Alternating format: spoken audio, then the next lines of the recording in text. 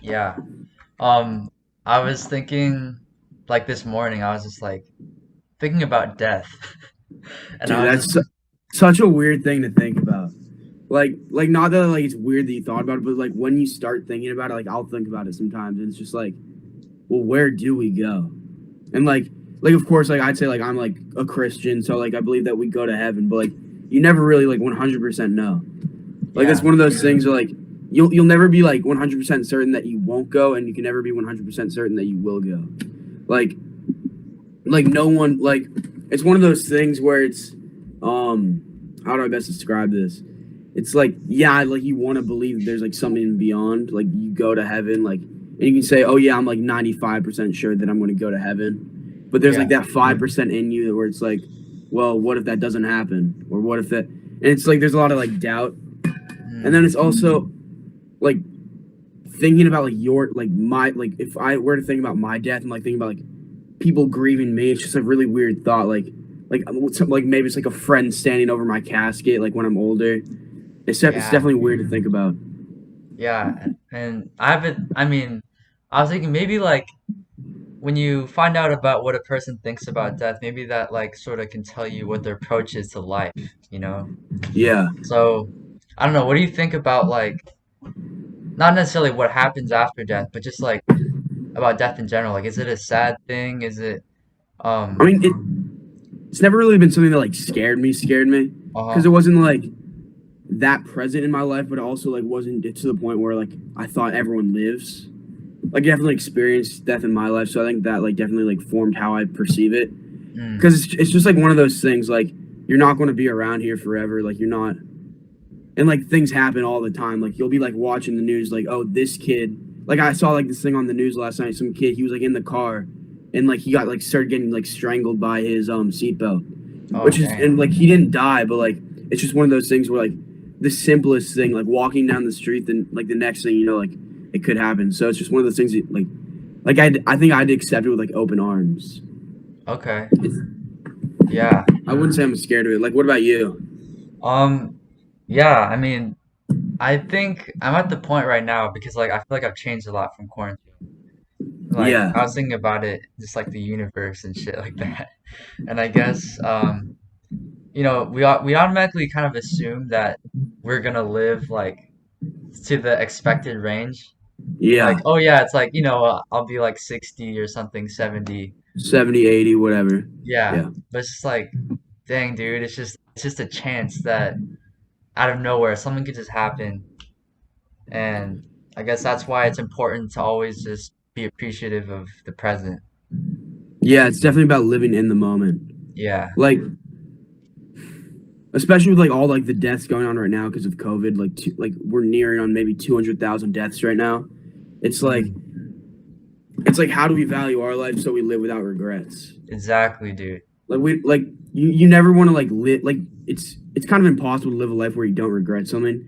But it's how do you minimize those regrets? Like how do you like oh maybe I should have done this differently or should have done that. It's not necessarily like oh should I have eaten that orange or that donut. It's like should I have talked to this person or cut this person out of my life or done this like joined this club or gone to this school.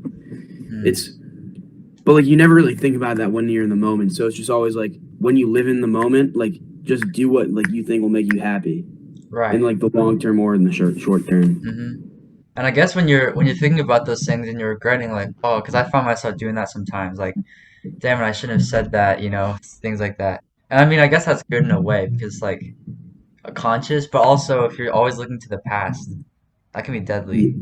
Yeah, like when you always look to the past, it's kind of like oh, and then you like started thinking about like oh why am I thinking about that so much? It's the same thing. Like I'm thinking about something in the past. So like sometimes I'll find myself regretting thinking about something that I said. It's like, oh no, it's fine. Don't like think about that past thing that you just said. Like if I say something stupid in class, it's like, oh shoot, like I should have known that answer right away. It's like it doesn't really matter in the grand scheme of things, like where to put a comma, like if your teacher asks you to. Yeah, like, oh, come on. Yeah. And that's one of those things with, I mean, if you tie it into school and stuff, it's like, Yeah. dang, It's dude, like they who like you'll end up being fine, hopefully. and that's Yeah, just all. You just gotta hope for the best. right. Just huck and pray. And there's I think that's my motto for life. Just huck and pray. send it. Send it. Yeah. Right. And there's sort of an attitude, I don't know if you felt this, but sort of like you have to be prepared for, for college and all these things.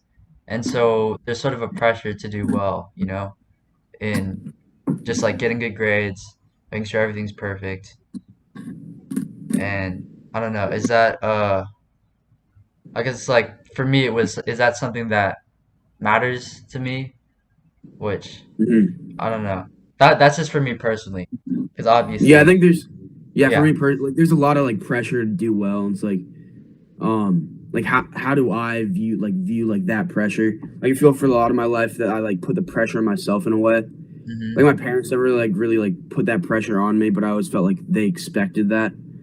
So it's definitely like how do I perform? Like how um yeah, just like thinking about like how like I perform and like I put that pressure on myself for a long time where it's like things are going to happen.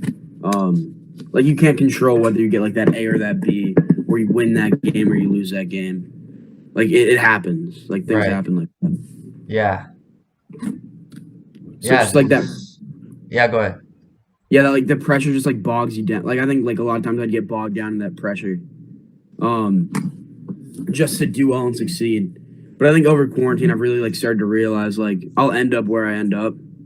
So it's Yeah. just best that I like do what I want to do, kind of. And like I don't really like for a while, like I wanted to go to like a great like Harvard or like Princeton. I feel like a lot of kids are like, oh yeah, I want to go to a good school. Hmm. But now it's just like I'll end up at like probably a decent school maybe, or I may not go to college at all. Just like if there's a career path or like just a path that like more appeals to me. Hmm. Because like in the end of the day, like I don't want to live in some giant mansion or like Yeah. just like material things. Like I'd say like I enjoy like having things like most people. Hmm. But, like I could care less if I have a giant mansion and live in a house in like Beverly Hills, or like be famous and like have people like praise me. Like I Right. just want to like I'd be happy just like working at a bar my whole life and going skiing every day.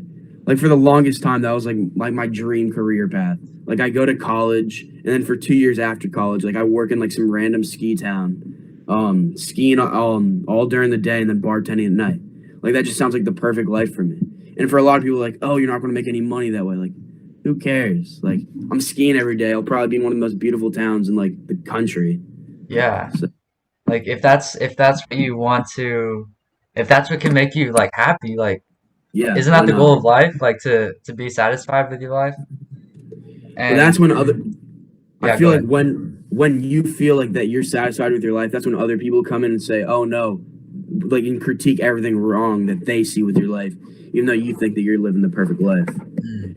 And it's really about like blocking out those people, not necessarily like kicking them out of your life, but like just like putting it into perspective, like, oh, that's their perfect life, and everyone like has a different idea of what a perfect life is. Yeah. And that's sort of like the media's influence on us and the culture is that we have to have like, cars and like money.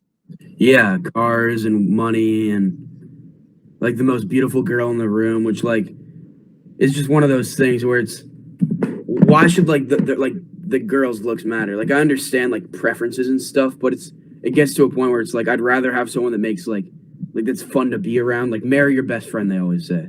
Like I'd Yeah. much rather like marry my best friend than marry like some girl that's just like not going to like that's not going to intentionally like no like have like intelligent conversations, I guess. Yeah. It's sort of Like like if they'd rather go like shopping than have like a deep conversation, like I'd rather like I could care less what they look like. yeah. And I And guess like it's there's like definitely like a threshold, but I uh don't know. oh yeah. Yeah, I guess that's like the um if you're attracted to like the person that's beyond the body or like the person or just like the body because I guess the way Yeah. that I view humans is that this is just this physical part of us is just the body that we're inhabiting because like Hmm.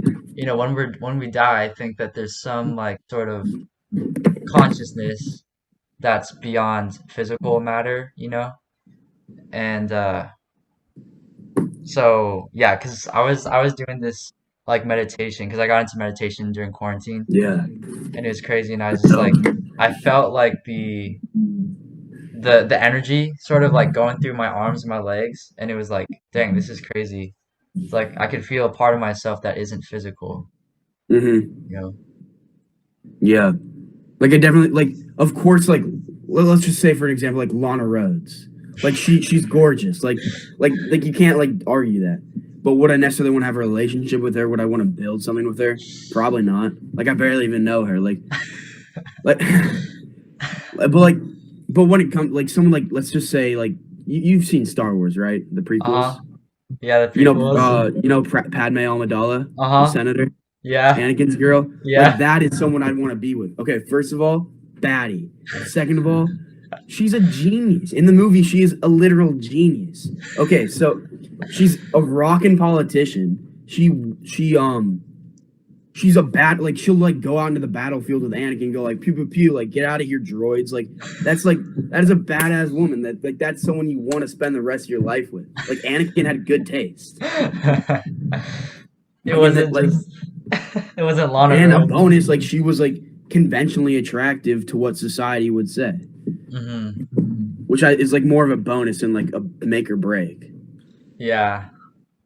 But yeah, I guess like you're saying, if someone was to go with Lana Rhodes, I feel like if let's say for some weird reason, someone from school got with Lana Rhodes, it'd be like the only It'd be reason why insane. yeah, one of the But reasons like, why they would do that was to brag about it to other people. yeah, it's just one like you shouldn't have to brag. Like you should brag like, oh yeah, I got the most badass woman in the room. I don't have the hottest woman in the room, but who cares about that? Like she could take any of your like she'd take any of the guys in this room in a fist fight, and then she could also like beat them in a debate. If I can have a girl that can beat someone in a debate and beat the fuck out of anybody in the room, that's a wife. That's a wife. Send the GF applications in Yes, yes. to Quinn right now, right now. Yeah, I get you what you mean, and I was like, I was thinking about that too, like because I don't really know. Of course, I don't know what the future holds, like Yeah, you um, never do. and like there's this whole thing, with Tinder and like hookup culture and stuff, where people are hooking up because they sort of want that, but really people are lonely. Like when you talk to them, and it's like, dang, bro, people just want connection, Hmm. and we have these ideals of like what's perfect for us, Yeah, but maybe sometimes that's limiting to the real things that our soul connects with. Yeah. Do you yeah, do you have yep. any like? Oh yeah, go ahead. Like definitely like hookup culture and like Tinder and stuff. Like that's like short term happiness. Like that's in the moment you may feel like great like ecstasy and whatever. Like you may Hmm. feel like you're like in like nirvana, I guess. Like you're like having sex with that one woman that you saw on Tinder. Like that may be the greatest thing in for you in the moment. But like you were saying, like you're really just lonely on the inside because you're not really building connection with anybody. Yeah, and it's like it's like a step up from porn because it's Yeah, like it's it's like it's like real world porn. It's like yeah. VR porn. Yeah, it's VR porn, exactly, bro. And then afterwards, it's like, okay, give me, I don't know if you can rate people, like on some apps, like, oh, give me Yeah, 5 stars. That's probably something. that was a good review. Good review. Yeah. On to Oh, the next one. On to the next one. Swipe right. Swipe right. yeah. The shotgun method where you just, Yeah. and I've seen some videos on YouTube where it's just I mean, this dude's channel is basically just joking around on Tinder, and he'd just act like a character and like be like that, so that he'd be like, be the total Chad, be like, Hmm. Chad likey, like you want Chad, and and then some of the girls would be like, oh sure or something, and then go on a date or something, and Yeah.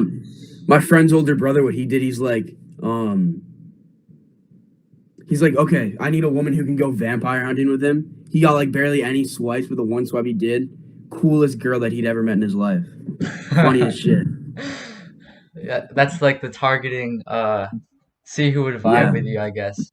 And then this one dude, I saw him on TikTok. He had like a slideshow for like his pictures on Tinder for his like profile on Tinder, and Okay, he just said like it was the funniest thing ever. I gotta find that TikTok. It was hilarious. okay. It's like and like he's like, oh yeah, enjoy Star. Like he just say like all these like random things. He was a funny dude like on the slides. I don't Hmm. know. Yeah. And I recently saw this, I don't know if it was like a short documentary, but basically like all the data on Tinder is like being sold to China or something. And like, I mean, as with every social media, you know? Yeah, everything. Like Facebook was selling it to like Facebook would sell their data. Like there's a company that they were selling it to. I forgot it's something Britannica. I gotta look that up. But speaking of China, TikTok, the whole TikTok acquisition thing, Yeah. that's crazy right now. Like by the 20th, like it may be taken off the App Store if like a purchase doesn't go through. In Oracle, the technology company, they put in a proposal to the National Treasury, which is pretty insane right now.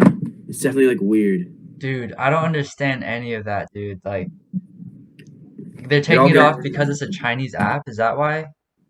I think that's like Trump said it has to do with like cybersecurity. I don't know. I'll look up an article right now. Okay.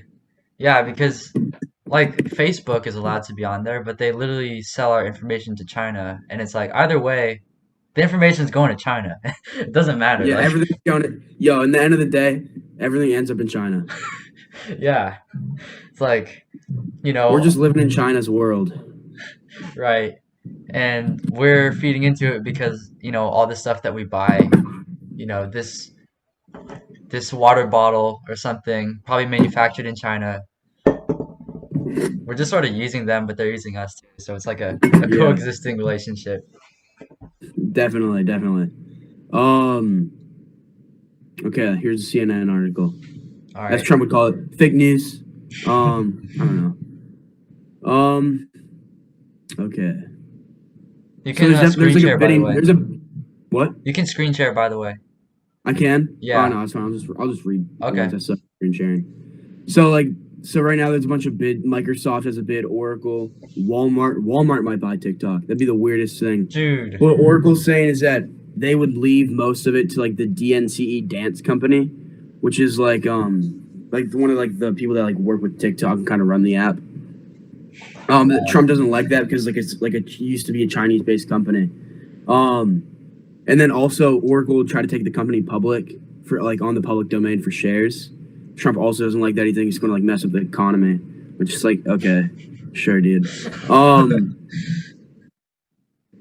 and Trump is trying to act as like he's kind of like the art of the deal.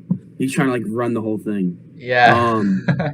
And so apparently, if there's no buyer, the TikTok will just be flat out banned by like November 12th, I think. But like it'll be taken off the App Store by Sunday if it doesn't. But like we'll still be able to use the app if you already have it downloaded. It's just something like that. That's some shit right there, dude. Yeah. Dude, I don't know what Oracle is, but any company that's multi-million dollars worth that's named Oracle sounds really sus to me. It does. It does. You know the Golden State Warriors? Yeah? Okay, they used to they had the naming rights to the Golden State Warriors old arena before they moved to San Fran when they were in Oracle did. yeah. It was Oracle Arena in Oakland. They were there up until last year. Wow. They're really gonna like, they're working the society from the background. Cause like Yeah, really it's definitely one of those companies where it's like pretty influential in our day-to-day life, but like, you don't really think about it too much. exactly. And then those shareholders probably like whether they're shareholders or like board members are probably in all these other rich companies. So either way, they're just laughing on the way to the bank.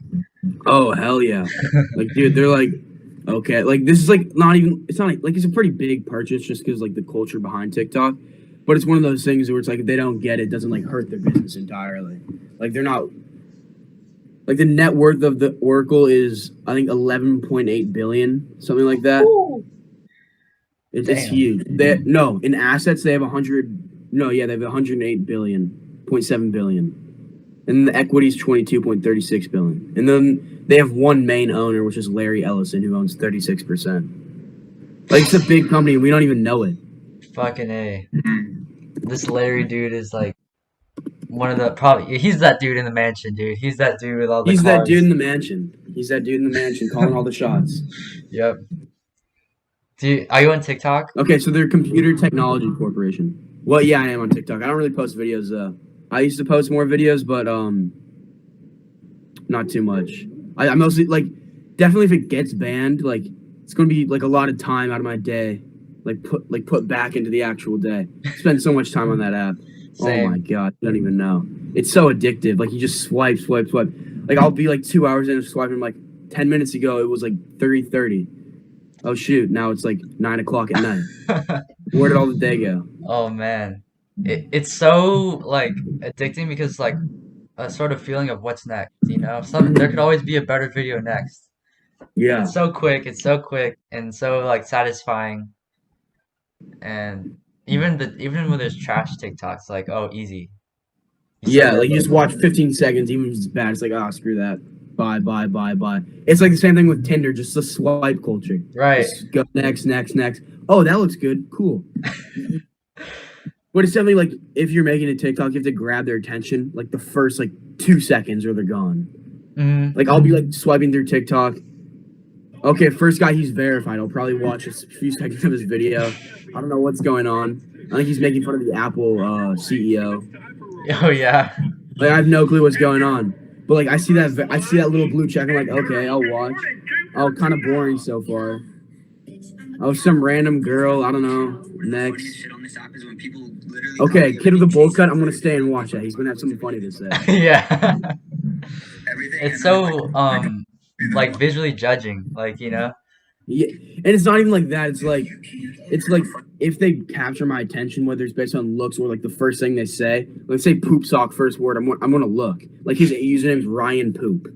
Like I'm gonna stay. He probably has something to say. Yeah, Or like I see a video with Fortnite next. Like I don't want to see some Fortnite like clip. right. Like I enjoy the game Fortnite, but I'm not gonna watch some 11-year-old like sweat trying to play and like show the whole world. It's like cool for you, but like not my thing. Yeah. And I feel like on TikTok you have to either be like quote unquote hot or you have to be like Yeah. ugly. Yeah, I Because guess. Yeah.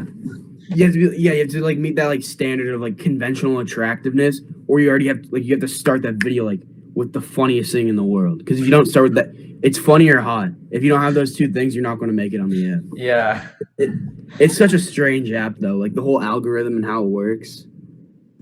I know, dude. That For You page is deadly. It is deadly, dude. Like one day you could be on it, get like a zero point 0.5 like million views, like so like 500,000 views, and Yeah, then the next day it's like, oh, I didn't get a single view. right.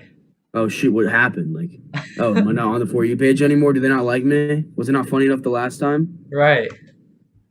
Like one of my videos is like probably the video that I'm most proud of. That one for some reason like has 0 views still or like zero, Mm-hmm. you know, and it's like um I don't it's just like random that which ones they shove in the algorithm. Yeah. And So my older brother, who's a musician, uh-huh. he's a senior in high school right now, but he's pretty good at music. Um, Cool. so he posted one TikTok, which was like part of his music video. Um, and so it currently has like 1,800 views, but someone used his song and they have, oh, I gotta pull it up. They have 53.7K likes for using his sound. And then the amount of views on that, it was posted August 6th, so it's like a month ago. It has 338.6K views. But my brother's, who is the original sound, only has like 1,000 something. But then all these little girls, so this girl like made the dance who uses sound. Okay. But then all like these little kids who like apparently idolize this girl. I don't even know. I've never seen one of this girl's TikToks before in my life. There's Yeah. like at least 100 TikToks of like using her dance in my brother's song, but yet he only gets like 1,000 views, which I think is hilarious. Like the whole algorithm, it is deadly, like you said. It's like some random girl like just But apparently this girl, she's I think maybe 12, has 847.3K followers. Dude, that's a You see little that? sus, bro. She's like It's 12. so weird. It's so weird. Dude, and that's crazy because one of the ways to just get immediately successful as a musician now is to just make songs for TikTok. Like, Yeah, you got to post that. Like that's what I've been telling. Like he has a new song coming out tonight. I can probably play you an earlier version of it, but it's definitely like one of those things. Like you got to get it on TikTok, and if you get a bigger creator like that to use it, that's when it launches. And yeah, like that was a fairly big creator, but the person that made the dance with his song, like her entire fan base is like little kids, which isn't exactly like the vision that my brother has for like his fan base. right. But he like I think he's posted 2 songs and his third one comes out tonight. He may drop an album next month because he has a bunch of songs already made. It's just about like when he releases it. Oh, It's a cut like music is a cutthroat business, and like I think TikTok is a really good driver for a lot of like young musicians. Like, have totally. you heard of the Art Not Algorithms playlist? No, I haven't. What's that? There's this guy. Um, I think his name's like Live to Create on TikTok. If you want to look that up right now. Um, All right. and he's trying to like make like the biggest playlist on Spotify. And it's gained a lot of traction recently. But Okay. like all the artists are like unsigned artists too. Like none of them have like a manager. Well, no, they kind of have like a manager. Like it'll be like that guy or it'll be like a friend of theirs. But none of Uh-huh. them are signed to big music businesses. And like they're all like really small artists. And like all of them are really talented. Dude, that's sick. His name's like Live to Create. Oh, I see it. Okay. So it seems like yeah, because I saw a thing about this, like the music industry right now. Because Hmm. in the olden days, when the Yeah. internet didn't exist, you had to be like on the radio with like the music companies, the labels, and so they would like basically profit off of you every time that you like sold albums. But Hmm. now because you can sell it yourself without the music company, when they do sign Yeah. you on, then they charge Hmm. you for like everything so that they can Yeah, they get their charge cut. you for like they'll give you money, but you got to give like all that money back plus Yes. royalties, Like what and the with the hope that you end up making more than they gave you. Because like yeah. they'll say, oh, we want 10% of all your profits. We'll give you $200,000 for to make a studio album. Use that money for what you want. We'll give you connections. We'll promote you on like our like playlists and like get you to the top of Spotify. But if you don't make more than $200,000, you have to pay us back out of your own pocket. It's a really weird bit. Like I'll play a song that comes out. I think it comes out at 9 tonight. This is like an earlier version from a few months ago. Can you hear it? hmm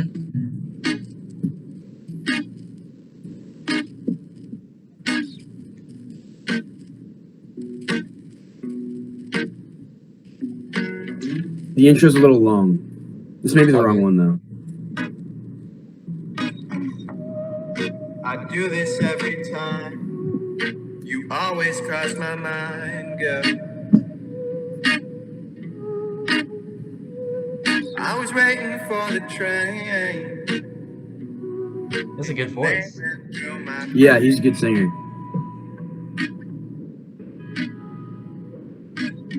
People say I'm crazy. I Ooh, just I like think the vibe. I'm crazy. Yeah, it's a good vibe. It's kind of like a surfy, like indie type vibe. Oh, you always Yeah. like there's something, but you always know it's nothing. Ooh. It's 2 a.m. I'm freaked out. You're with another guy, there's no doubt.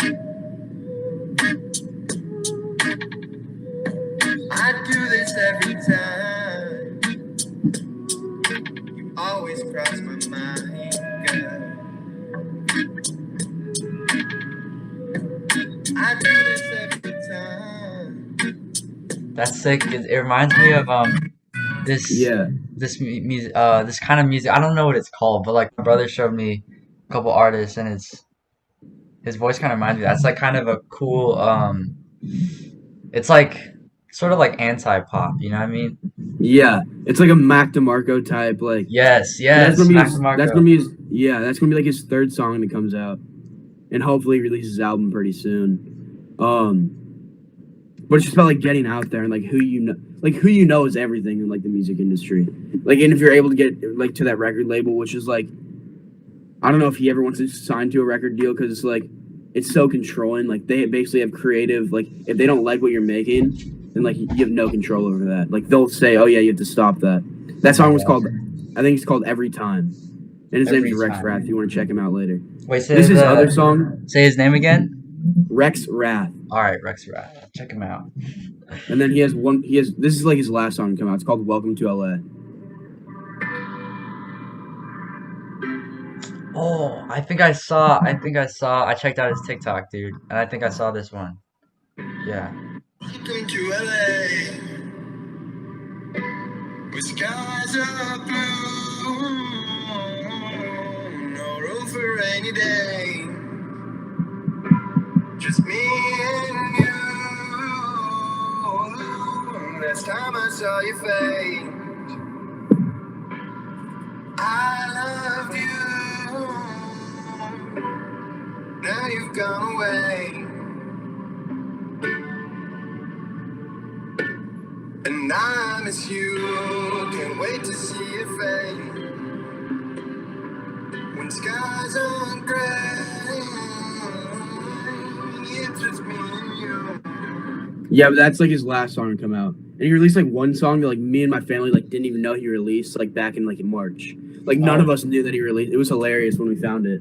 But like he's doing like all that stuff himself, which is like it's one of those things where like if you like dedicate yourself to something like that, like it'll happen. hmm Like I wouldn't say I want to become a musician, but like it's definitely like something like you got to put your mind towards it. Like over quarantine, he's definitely like immersed himself into music more. But like we've been playing music for like the longest time. What instrument do you play? I play the piano, and then he plays like all sorts of instruments. He plays like the bass. He's pretty good at bass, even though like he picked it up like a month ago. He's actually really good. Guitar. He plays cello. He's been playing cello probably the longest. He plays piano also. And then I just started dabbling in guitar like a week ago. But I'm Dude, not the greatest at it. I'm not the greatest. that's sick. I started learning guitar too over quarantine. Yeah, Yeah. it's something like quarantine was kind of like a blessing in disguise. Because like one of those things where like you can pick up so many things and like you learn. I think like being like secluded in your house most of the time, like you can learn a lot about like yourself and like your psyche. I hmm guess. It's a And, blessing like and a what you want curse. to do. Yeah. Yeah, it's a blessing and a curse, of course. It's just like how you choose to come out of it, you know? Yeah. But because there's a lot of tough situations out there right now. Like I've heard stories of, just like what is that called? Domestic abuse and stuff because hmm people are trapped at home. Yeah. But Like I'm definitely like in like the blessed category, like of like being able to like have like a home and like all those things because quarantine is like a really uncertain time for a lot of families. Because yeah. like some people like weren't sure like what they were going to like the stimulus check is all they had, like they couldn't get unemployment, and like that stimulus check it could only go so far at the beginning of quarantine. Exactly. Yeah, it's just like and so many people like were out of work for a long time because if they weren't considered essential workers, even though they're making essentially like the minimum wage, like it like really hurt a lot of families. Like so many families have been hurt. And it's about like after this is over, it's like how do we bounce back, and like where do we see ourselves in like 2 years? Because this quarantine could set us back like 5 years in terms of like where our country could have been without it. Yeah. I do think though that the way that we should like react to this as a country isn't to try to like get back, but to like Yeah, change. Like, you know? yeah, we got to like grow, develop. Like it's how do we grow from it, not get back to where we were. Yeah. It's because like life, like even when quarantine is officially done, like life is going to be different. Mm-hmm. Like life isn't going to be the same. Like for a lot of people, like they could be in better situations or worse. Totally. And so it's about like as a country, it's like how do we unify and become one? Especially in like like this past summer has been in like recent like my memory has been one of the most divisive times that I've ever experienced. Like between like people,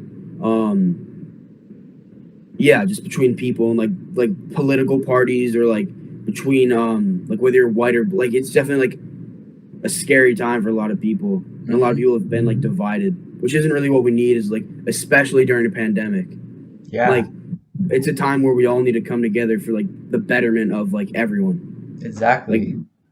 like we need to think about as ourselves as like a group, not a singular individual. Hmm. Like, yeah, it's so divisive too because a lot of people are bored, and the only thing that they Yeah, can do is like watch the news or go on like political like argument things. yeah, And they just hop on the internet and just start trolling everybody, yeah, just for their own benefit, which yeah, definitely isn't what we need right now. exactly.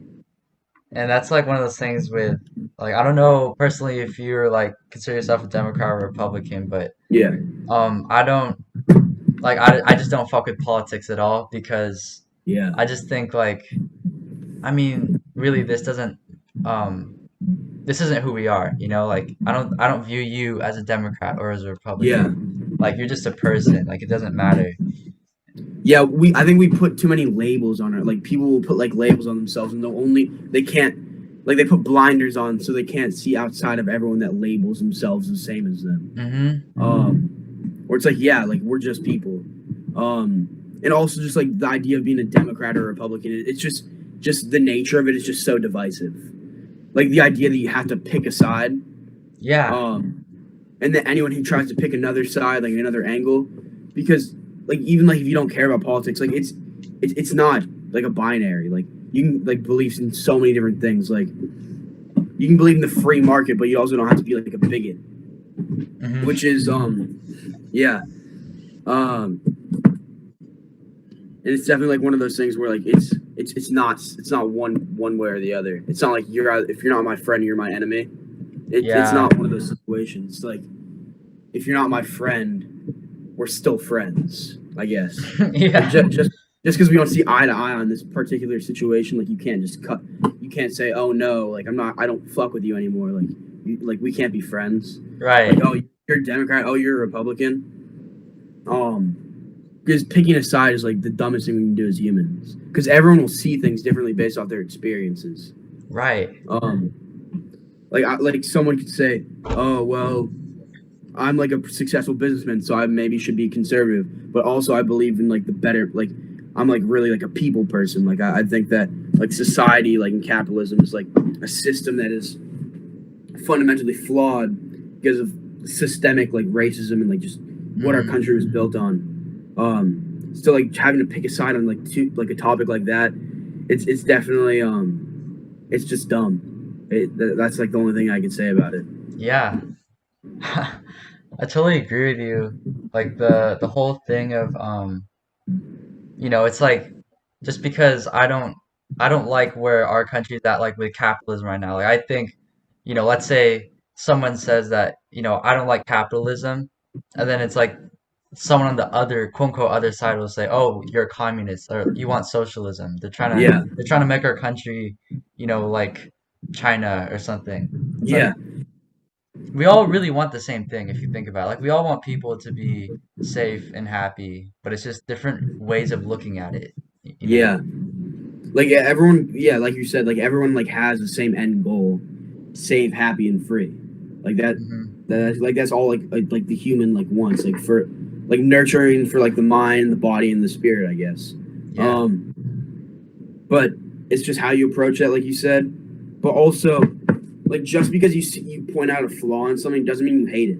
Like a lot of people say, oh, you think that America's like racist or bad, like oh, just leave then. Like that's not what people want. Yeah. Like this is like their home. This is where they grew up. Just because I point out a flaw doesn't mean I want it to like die. Like I don't want like something to end. Like I Yeah. say, oh dude, your shoe's untied. Oh, so you want me to like? Oh, you hate me? Why notice the flaw in what's going on right now? Oh, that's a perfect analogy. Yeah. Yeah. No, I just don't want you to trip. Yeah. Like that. That's what like I guess like that. Like I don't want this country to fail. Like I'll like the point of like pointing like out flaws in a country is because you don't want it to fail. Because like you want it to like you want the country to be successful. You want your nation to be successful. You want your friends to be successful. You want your family to be successful. Like pointing out a flaw and trying to change that flaw doesn't mean you hate something. Yeah.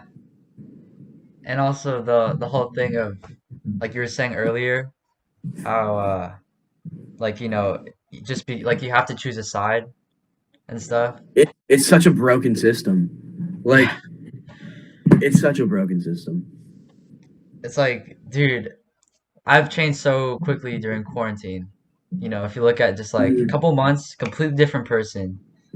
And if I were to label myself as something at this point, like just from 2 months, I could be a completely different person. So Yeah, like we clearly aren't our thoughts, we aren't our beliefs, but yeah, naming ourselves the label says that we are. yeah. Giving ourselves a label confines us from growing, whether that's like to one side or the other. Hmm. Um, like in a year's, like you can go from being the most radical leftist there is to being the most like forward like Republican like there is like the most right leaning Republican. Because like it doesn't like in a few months like that can happen. Like you just complete like one event could completely change your worldview. Just like Hmm. it's like night and day. So by giving yourself that label, I think that's like the entire point of the political party. Once someone gives themselves that label, it just confines them for the rest of their life. So you'll know you'll always have that vote. But Yeah. as soon as you start thinking outside of that, like Democratic box or Republican box, that's when real change starts to happen. That's when you really start to like be able to see like there are multiple ways to skin a cat. Hmm. And this cat is like how we just do shit, based how we view the world too. Yeah.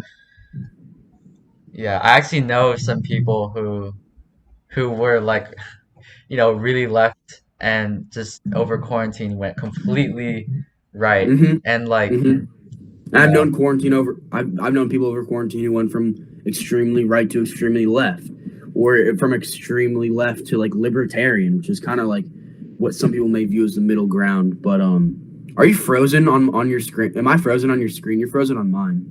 oh, you're still moving on mine. Um, Strange. Oh, that's okay. You'll okay. probably start moving eventually. Yeah. Sorry, man. Oh yeah. Um, Sorry about that. it's all good.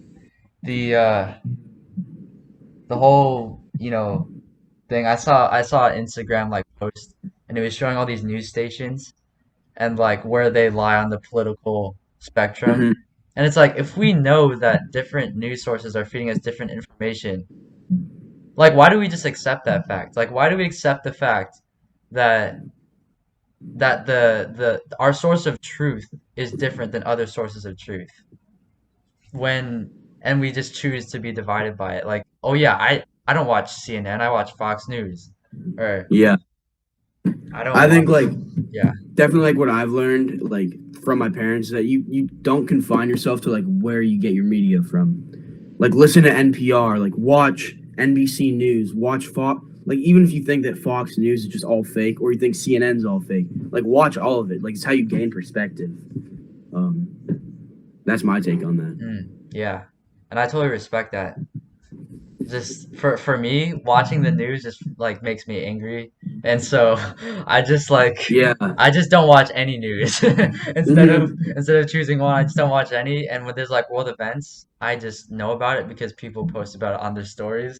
And Hmm. then, I mean that's also could be dangerous because I'm also just from the people that I follow or something. But yeah, Hmm. I mean I like that's why I love just doing this podcast now because it's like I get to talk to you. Like instead of being Yeah. like I have to text you or like, argue with you for some reason, like over Hmm. Twitter for some political reason. Yeah. It's like that's not what we care about as people. That's why I think quarantine arguments are the most like are the funniest things. Because it's like you're not seeing that person, so you just like when you end that conversation, you're ending on a bad note usually. Like if you're having like an argument with somebody, which isn't beneficial to like your friendship or just your psyche or like your mental state, because it like ruins that friendship and like it just like that badness in like that relationship with that person. Just like it starts to marinate.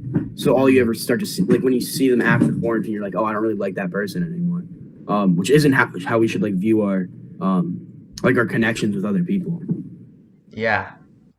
It's like not even a connection at all. It's just it's Yeah, just like by leaving it on a bad note by only talking over like Snapchat or like Twitter or Instagram comments, like you're probably gonna leave like hurt, or you're gonna leave feeling like angry, and just leaving it there is definitely like it's harmful to that relationship with the person, that connection with the person. hmm And I've been researching recently about dopamine, which is like, Mm-hmm. you know, it's like the chemical, the reward center and Yeah, stuff. And when we're angry and when we're feeling bad about ourselves too, our brain releases dopamine as like a coping mechanism. yeah. So it's like people are addicted to getting angry, Mm-hmm. basically. People are It addicted becomes like an to addiction. Like dopamine is like real. It can be like not, I wouldn't say dangerous per se, but it's like one of those things where like if your body is continually like giving like putting out too much dopamine um through like your glands, it just starts becoming bad. Like you become addicted doing whatever like causes that. hmm And sometimes like the most beneficial hobbies could like cause like the release of endorphins or dopamine. Whether that's like playing music for some people, hmm or like riding your skateboard. But then when it comes to things like getting angry at somebody and like trying to balance that out, it's like it's the same thing with like when someone takes like testosterone pills to like bulk up, like steroids, Yeah. your body will pump out the opposite of that, Oh, which is really? estrogen. Yeah, that's why you'll see like with a lot of people who take steroids will start to like it's they'll start to like develop breast tissue behind like their nipples, Oh, really? I've which is like a telling sign for a lot of athletes who do it. wow. Or even like bodybuilders, like people will like point them out like with their weather fake based off like what their nipples look like, which is the funniest thing in the world in my Steroid. facts, Yeah. facts. That's crazy, dude.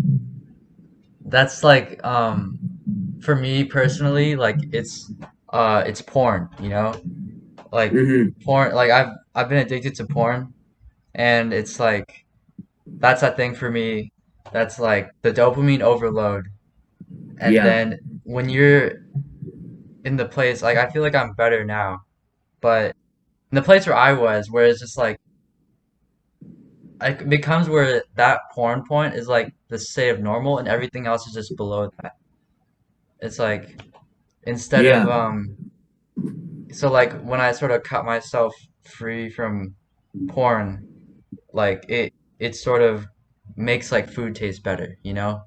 Just Mm-hmm. like the dopamine Mm-hmm. gets released when little things happen that are good. Yeah, you find other ways to like let out like that joy or whatever, or like dopamine. Like but porn is a really harmful thing for a lot of people because it's addictive. Like porn can be addictive for a lot of people, and then your ability to then have intercourse outside of like watching porn is completely like ruined.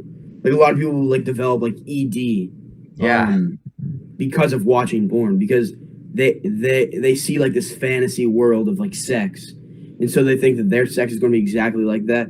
So as soon as they get in the real world, they just can't perform well, which I think is also like another funny, like just seeing how like everything's interconnected. My Yeah. someone watching porn can affect their ability to procreate humans, which is hilarious. Dude, we've hijacked our own brains. Like basically that's what it Yeah, is. yeah, because everything's connected. It's like the strange, and once you start thinking about like how everything's connected, it's like the strangest thing. Yeah. That's so crazy to think about. Like, dude, we watch people putting on a show having sex, and then we can't do it ourselves. Like, oh Yeah, man. yeah, and then you become more dependent on that porn because it's the only thing that can actually get you to climax. Right. I was watching like the Joe Rogan podcast and like with this comedian Nikki Glazer, and she was saying like at this point she can't even have an orgasm even while having sex unless she's watching porn at the same time and Dude, has like two vibrators going at the same time. Like it's just like it's a dependency. Yeah. yeah. It's like you shouldn't have to have all these things to just feel pleasure. Mm-hmm. It's I mean it's the same thing as, you know, junk food, you could say, or Mm-hmm. just a lot of things in our society where it's just like whatever gives people a lot of dopamine will make them addicted to the product, and Yeah. that's an issue with that we're kind of dealing with as a result of capitalism, you could say, or just the Mm-hmm. fact that consumerism. Mm-hmm. You want to make your candy taste the best so people will come back to it, Yeah. and you do that by putting a lot of fat, a lot of sugar. Same thing with like the e-cigarette companies. Mm-hmm. All like they'll put sweeteners and sugars and all those flavorings just so they can get people to come back. And they claim, oh no, that we want people to quit smoking cigarettes. But it's all owned by the same people. It's all owned by the same billionaires. And they're glad that they're gaining more consumers because what it does for older people who used to smoke cigarettes, like it gets them off the cigarettes and it gets them off of then they end up getting off e-cigarettes. So it goes like it's like a staircase. So like the young people are going up the staircase, the old people are going down. They'll go from cigarettes to vapes, then like nothing. But the Uh-huh. young people, it's the opposite effect, and they don't care who does it as long as people at the top are making the money. So then it's for them, it's like okay. For like the younger people, it's like so you start with nothing, then you go to vapes, then you go to cigarettes, and Mm-hmm. then and like so as soon as like they lose customers in the older people, they're gaining customers in the younger people, and it's kind of like a cycle. And then soon the younger people will get off the cigarettes in maybe 40 years, get off the cigarettes, go back to whatever the new trend is for like e-cigarettes, and then finally cut. But their kids are then going up the ladder, and then down the ladder, then up the ladder, and it's a cycle that like because as soon as like Juul shut down, like not shut down, but as soon as Juul lost all their flavors, 30 other companies like opened up to like have their own flavors. Yup. And like the FDA regulated, it's like such a hard process. Yeah, and dude, like that whole thing of as if they're trying to pretend that they're not the cigarette companies. Yeah, It's like, when it's all the same people. yeah, it's like it's still big tobacco. Like you're still getting that nicotine Yeah. from the tobacco plant, and that's the thing that needs to be farmed, and that's what they're getting the next generations hooked on. And Mm-hmm. I know, Because as soon as they find out that those like the e-cigarettes and the vapes don't work for them anymore, they'll go to the next step up, which like I said is cigarettes, and they'll get hooked on cigarettes, which is the real money maker for them. hmm Like the vapes, they barely cost any money to sell, produce, but as soon as they get hooked on like cigarettes, like that's game over for like the companies. They're like, oh yeah, we've hit the holy grail of consumers. hmm But in 70 years, when they all get lung cancer, then they're going to go back down the ladder. But like I said, their grandchildren are going right back up the ladder. It's the strangest thing. It's that weird, weird cycle. Yeah. And I knew someone who got hooked or who tried Juuls, and then like early on, in the whole Mm-hmm. life of Juuls, Yeah. and he The was early like, life rules. yeah, and at his school, it was like people were addicted. Like, it'd be like Mm-hmm. go to the bathroom and it's like, or it's like, oh, like where's my Juul? Like literally like Mm-hmm. meth addicts, like dude, where the like people get angry, and Yeah. and he was just like he found himself. He's like, oh, I'm not gonna get addicted, and then he found himself being addicted. And he's like, okay, I gotta stop, Mm-hmm. quit right away. But then in the future, because now he's in college, one of his like what people he knows like still Juuls, and he Mm-hmm. like literally will have fits of like rage because Yeah. like who stole my Juul, or like did you take my Juul or something? Like I know like Fairfax High School, which is like the public high school of like maybe a mile away from me. hmm A friend of mine that went there, he had friends that would get beaten up for not juuling in the bathroom. Like they just use the bathroom for its sole purpose of going to the bathroom and like relieving themselves. Yeah, But then they'd get beat up for even trying to do that because it became like a Juul hangout or like a vaping hangout. that's sad, bro. It's like, dude, I'm trying to take Yeah, a shit here. I know. Like, dude, let me take my shit in silence. Like I move in silence like lasagna. That's a good line from Dude, that that's one song. I forgot bars. what song it's from. I think it might be Kanye. Lasagna. Lasagna. Yeah, real G's moving silence like lasagna. But it was Lil Wayne that said that. Yeah, Oh, classic. There's so classic Lil many. Wayne. Yeah, I mean, tying it all back to the whole in the beginning with music. Lil Wayne, Mhm. there was this song that he like it was one of his passion projects, but then Yeah, he couldn't release it because the record company was like, nah. yeah. They have creative control over everything, and it's Yeah. like, have you ever seen the show Dame on Hulu? I started watching, but I didn't get into it. Yeah, yeah, with like Lil Dicky, and Hmm. it's really a critique on the music industry because like in the later episodes when he finally gets noticed by the record companies, Uh-huh. they want full control over everything he does. Like they don't want it. Like he wants to produce this one song that's like a critique on the prison industry, but they won't let him do it. First of all, because the song has offensive bits, and then second of all, because they just don't. It ruins the brand. It ruins the image and brand of the company. Hmm. Because like they can Yeah, literally they have your soul, like basically. you're basically selling your soul by signing on to that record company, Yeah. unless you're like Drake, where you basically get like they're not going to say like to someone like Drake, oh yeah, you're fine, you can. But some of their smaller artists that they sign, no control. Like if Hmm. you're Justin Bieber or a Drake or even a Kanye or a Travis Scott, you get full control. But that's as soon as you hit that certain point of godliness, which very few people hit. Totally. And also, we don't know even if Yeah, those people really have control. Like, yeah.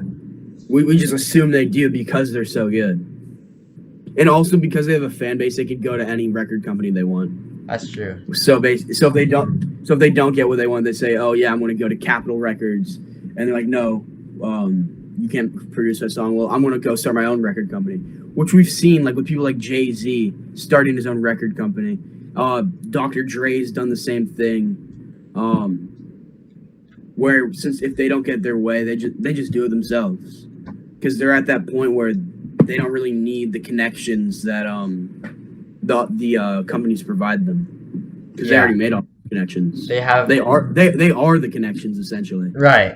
I mean, that's like the prize pigs, basically. Yeah. Speaking of the prison, the prison industry, do you want to go Oh man. talk about that shit, dude? That's like a whole like a whole that most people that's just like most people neglect. It's like if I don't see it, like don't see anything, I don't say anything. It's like one of those things because they exploit. First of all, they exploit the prisoners for labor. Second of all, most people in prison are career criminals. Like they've committed offenses in the past and have gotten past. So there's really not much reform going on. And in the small prisons that do have reform, it doesn't work all the time. And probably don't want to go too deep into it.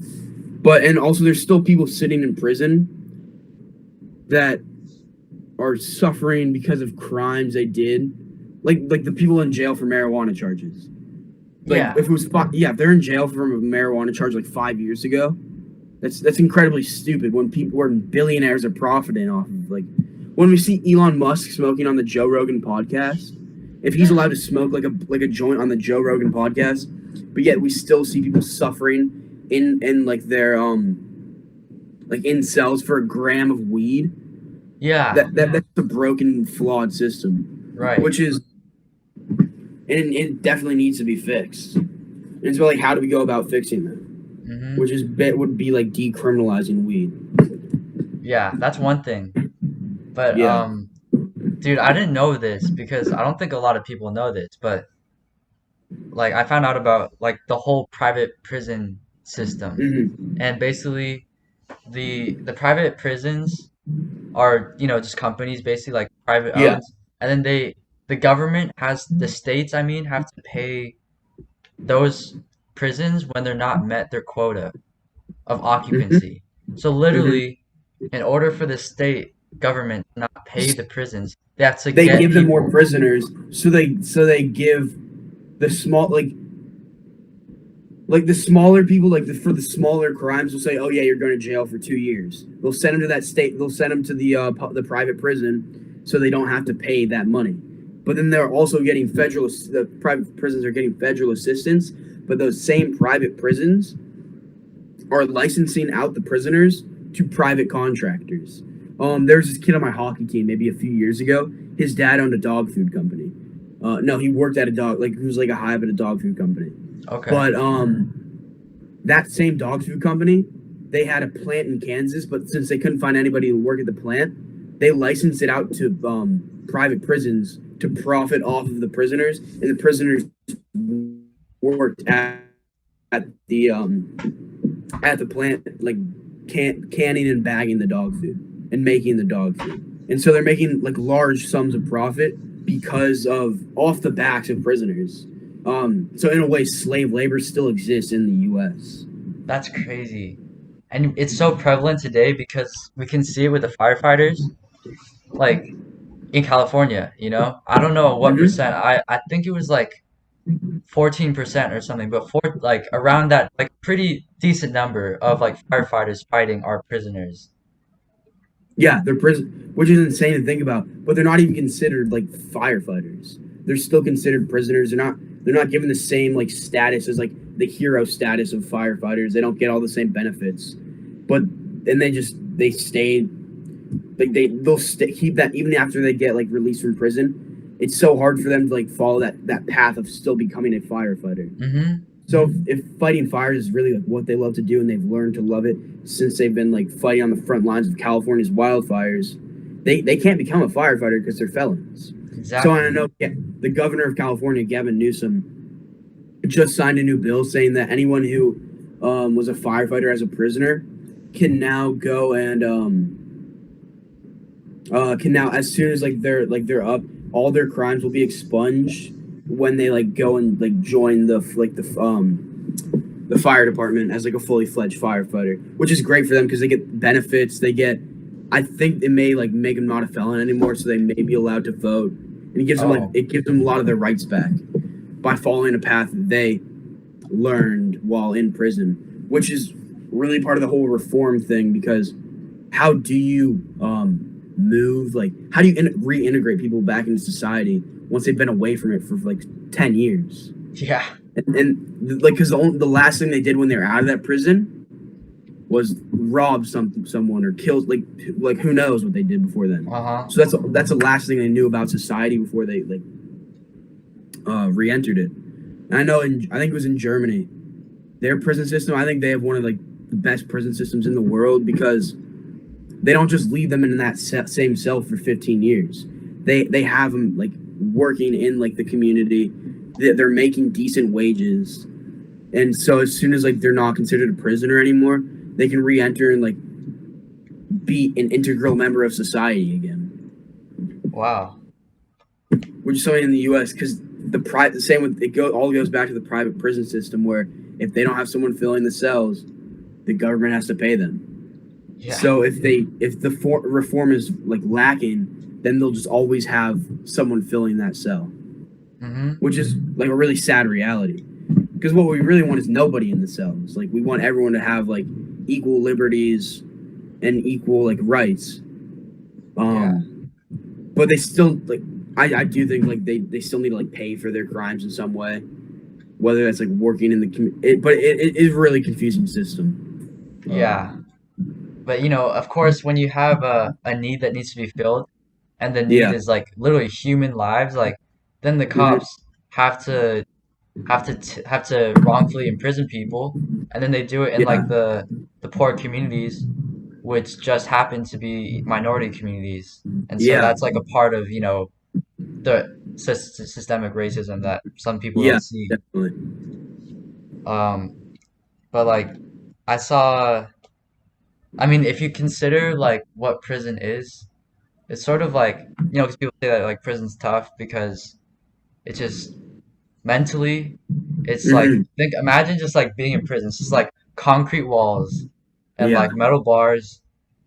Like, and people think quarantine is tough. Imagine being in that same cell for 15 years, Right. never, never seeing anything outside those gates, besides the times where you're forced to go can dog food. Oh, there's my dogs. They heard you say dog Um, food. yeah. Um, I guess that's like that. That's kind of my take on the whole prison system. I guess it's That's definitely a really, confusing system. yeah, that's really interesting to hear like your perspective because I didn't know some of that stuff, you know?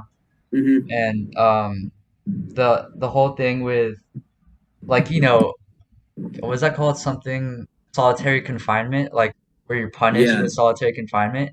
It's like so you're punishing someone by being bad by doing something to them that could make them go crazy. Like yeah. yeah, solitary Like confinement. just the mental toll that that can take on somebody is like insane. Like leaving someone in solitary confinement for a month with the only like interaction they get is somebody sliding food under their door. Yeah. That's more hurtful than beneficial when you look at it. If Yeah. a guy gets in a scuffle on the yard, you're just going to cut him off from everybody because as soon as he gets out, he's still going to have that same problem with that same dude that he punched in the face to get in Mm-hmm. there. That's not helpful. Like it's a prison inside of a prison. Like Yeah. And then it's like, how are you supposed to get these people into society when better. you've been training them to be mentally screwed up? Yeah. Like, Yeah, it's about like how do you get them better? How not like how do you keep less problems from happening? yeah. And I do think that like, obviously, there has to be consequences for crimes, right? Yeah. But then there's Like they also, can't go unnoticed. We can't live in a state of anarchy. yeah. And then there also has to be the realization that any of us could just be in the situation. It's not just the criminals, like, oh, they're just the bad people. Like, no, Yeah. anyone can be at a point in our lives where we fought We end hard up doing times and that have to rob thing. Yeah. someone and feel that pressure. And it's like, how do we look and say like, if that's your brother, how do you want them to be treated in a time of like Hmm. of mental like disparity? Because no one just Because commits crime for no reason.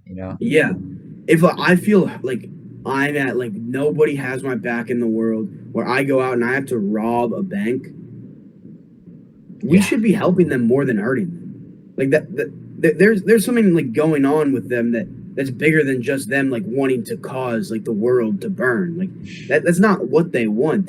It's kind of a like committing a crime. A lot of people like kind of see it as like a cry for help. Like if you go and like steal somebody's car, like that, there's something like wrong going on in your life that needs to be addressed. And by putting them in a like a 10 by 8 cell with a bunkmate they have to stay in for the next 10 years, that's not going to help anybody no, because they're not getting the resources they need. Because well, lots of prisons will have programs that like try to help out. Like a lot of times, like there isn't enough funding in some prisons because all that goes right into the pockets of the people who own the private prisons. yeah. And then, there's like these other, and then there's like also different levels of prisons. Like there's some prisons that are like where, like, I mean, this is like not officially, but like Mm-hmm. where fucking Harvey Weinstein gets sent to. Like, those rich people that can pay Yeah. their way into like the nice prisons. Mm-hmm. It's like, what is Mm-hmm. But that? also, right now with Harvey Weinstein, is like he's really sick. Like I think he had COVID at one point during the quarantine, but he's also been really sick recently. But like Lori Loughlin, right? The lady who paid for her daughters to get into USC. She was on Oh, Full House. yeah, yeah, So she finally got sentenced, but she now gets to pick what prison she wants to go to and how she wants to be treated in that prison, which is so dumb. The fact that she gets to choose what prison she goes to by cheating her children's way into college and cheating other kids out of the opportunity of education, yeah. and she gets to choose where she gets to go, and she's already had a pampered life. That's not fair to anyone who has to sit in jail and rot for crimes they might not even have committed. Like she has obviously cheated her children's way into like in college. Like it Yeah. is so evident. The fact that like you're going to give her that special treatment just because money talks. Money talks. Oh, Like LeBron James made a post about that. He was pissed that she gets to pick where she gets to go, and I'm kind of angry too. Like, why should she like be able to pick that? yeah. It's That's one of those like, dude, the way that our whole like system right now is basically like just money. Basically, like that's the only thing that matters yeah, really. money talks. Money Yeah. talks. and And that's like I what. was talking about the Yeah, yeah, go my ahead, go bad. ahead. You go. Okay, I was gonna move on to like another thing because yeah, go ahead. Going back to like the money talks. Like I was talking about this like last night. The fact that like Bernie Sanders a few years ago, Hmm. so insulin for people with diabetes is incredibly expensive in the U.S. So Yeah, Bernie Sanders like tried presented a bill that was shut down by the Republicans in the Senate and also shut down by one Democrat in the Senate, which was Chuck Schumer. Because Chuck Schumer and a lot of the Republicans were all being paid by like big pharma, like through lobbyists, so they could like keep on making money. Because what Bernie Sanders wanted to do, because insulin's so expensive in the U.S. and it's really cheap in Canada, like relatively cheap compared to the U.S. prices in Canada, he wanted to make it able so they can import it from Canada so they can have cheaper insulin. Because for a lot of people with diabetes, like that insulin keeps them alive. yeah, yeah. So if they're paying like exuberant prices that they can't even keep up with, like, is that really respecting them like life? That's just a blatant disrespect for life. Hmm. Just the fact that we have lobbying as a part of our system of government. I think lobbying is so broken. The fact that a company can pay someone to then go treat someone like out to dinner and then give them money just so they can get their way and keep on making that money is so dumb. Yeah, it's It, like that's it's so not. like it ruins the neutrality of our government of not picking us. Like the government as an entity shouldn't pick a side. Politicians can pick a side, but should be based off like what they believe, not off of how much money they're making per side. Yeah, and it's like, dude, that's why that's the illusion of our voting power. Like, Yeah, let's say, we vote whoever into as a politician. It's like, first of all, they had the money from companies to campaign.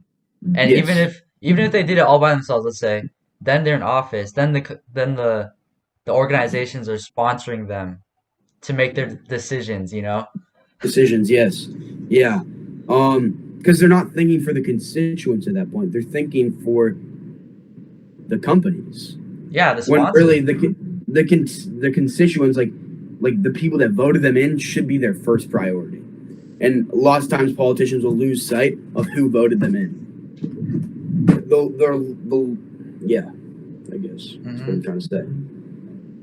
Totally. And I guess that's also why a lot of politicians are just sort of playing people, like just Yeah. because they do know that, the people giving them money are organizations and companies. Hmm. And so all they have to do is make the people get behind them or like to hate the other people so that they can stay in Yeah. power.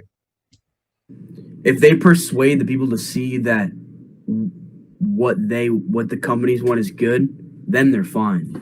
But a lot of times that's not the case. The people won't be on their side. They just can't do anything about it. Yeah. I think if you took lobby, like there's so much money in politics. There shouldn't be as much money in politics as there is. Like your job as a politician is to be a public servant, like a servant of the people. Like that is your Hmm. job as a politician. And you're not serving the companies that pay you 250 grand to vote no on a bill. You're serving the people who voted you in. But they really like lots of politicians will just lose sight of that. Like again, like I said. Hmm. Oh, it's like, dude, it's such a simple, like easy to see thing, but that's what pisses me off about when people get angry at like other people, like with these Hmm. debates of Republican and Democrat. It's like it's all a Hmm. big distraction from the fact that, I could say They're the just elites. they're profiting off of your arguments. Like Exactly. it, by having like the American people turn against each other, the politicians and the people on top and like the billionaires of the world, the oracles of the world, they're making money off of you not being unified, Hmm. off of the American people not being unified, not like trying to see as a collective. They just make money off of that. It's the whole divide and conquer tactic. That's Hmm. that's what's been used by different, conquistadors throughout history to conquer whole indigenous people. Hmm. Like, in the Philippines, for example, because I've been researching like Philippines history. Yeah. like, we had in the Philippines, it wasn't really considered the Philippines because it was just random islands and it's just Yeah. grouped in one thing. So, there's technology from China, from the Middle East, so they had Hmm. guns too.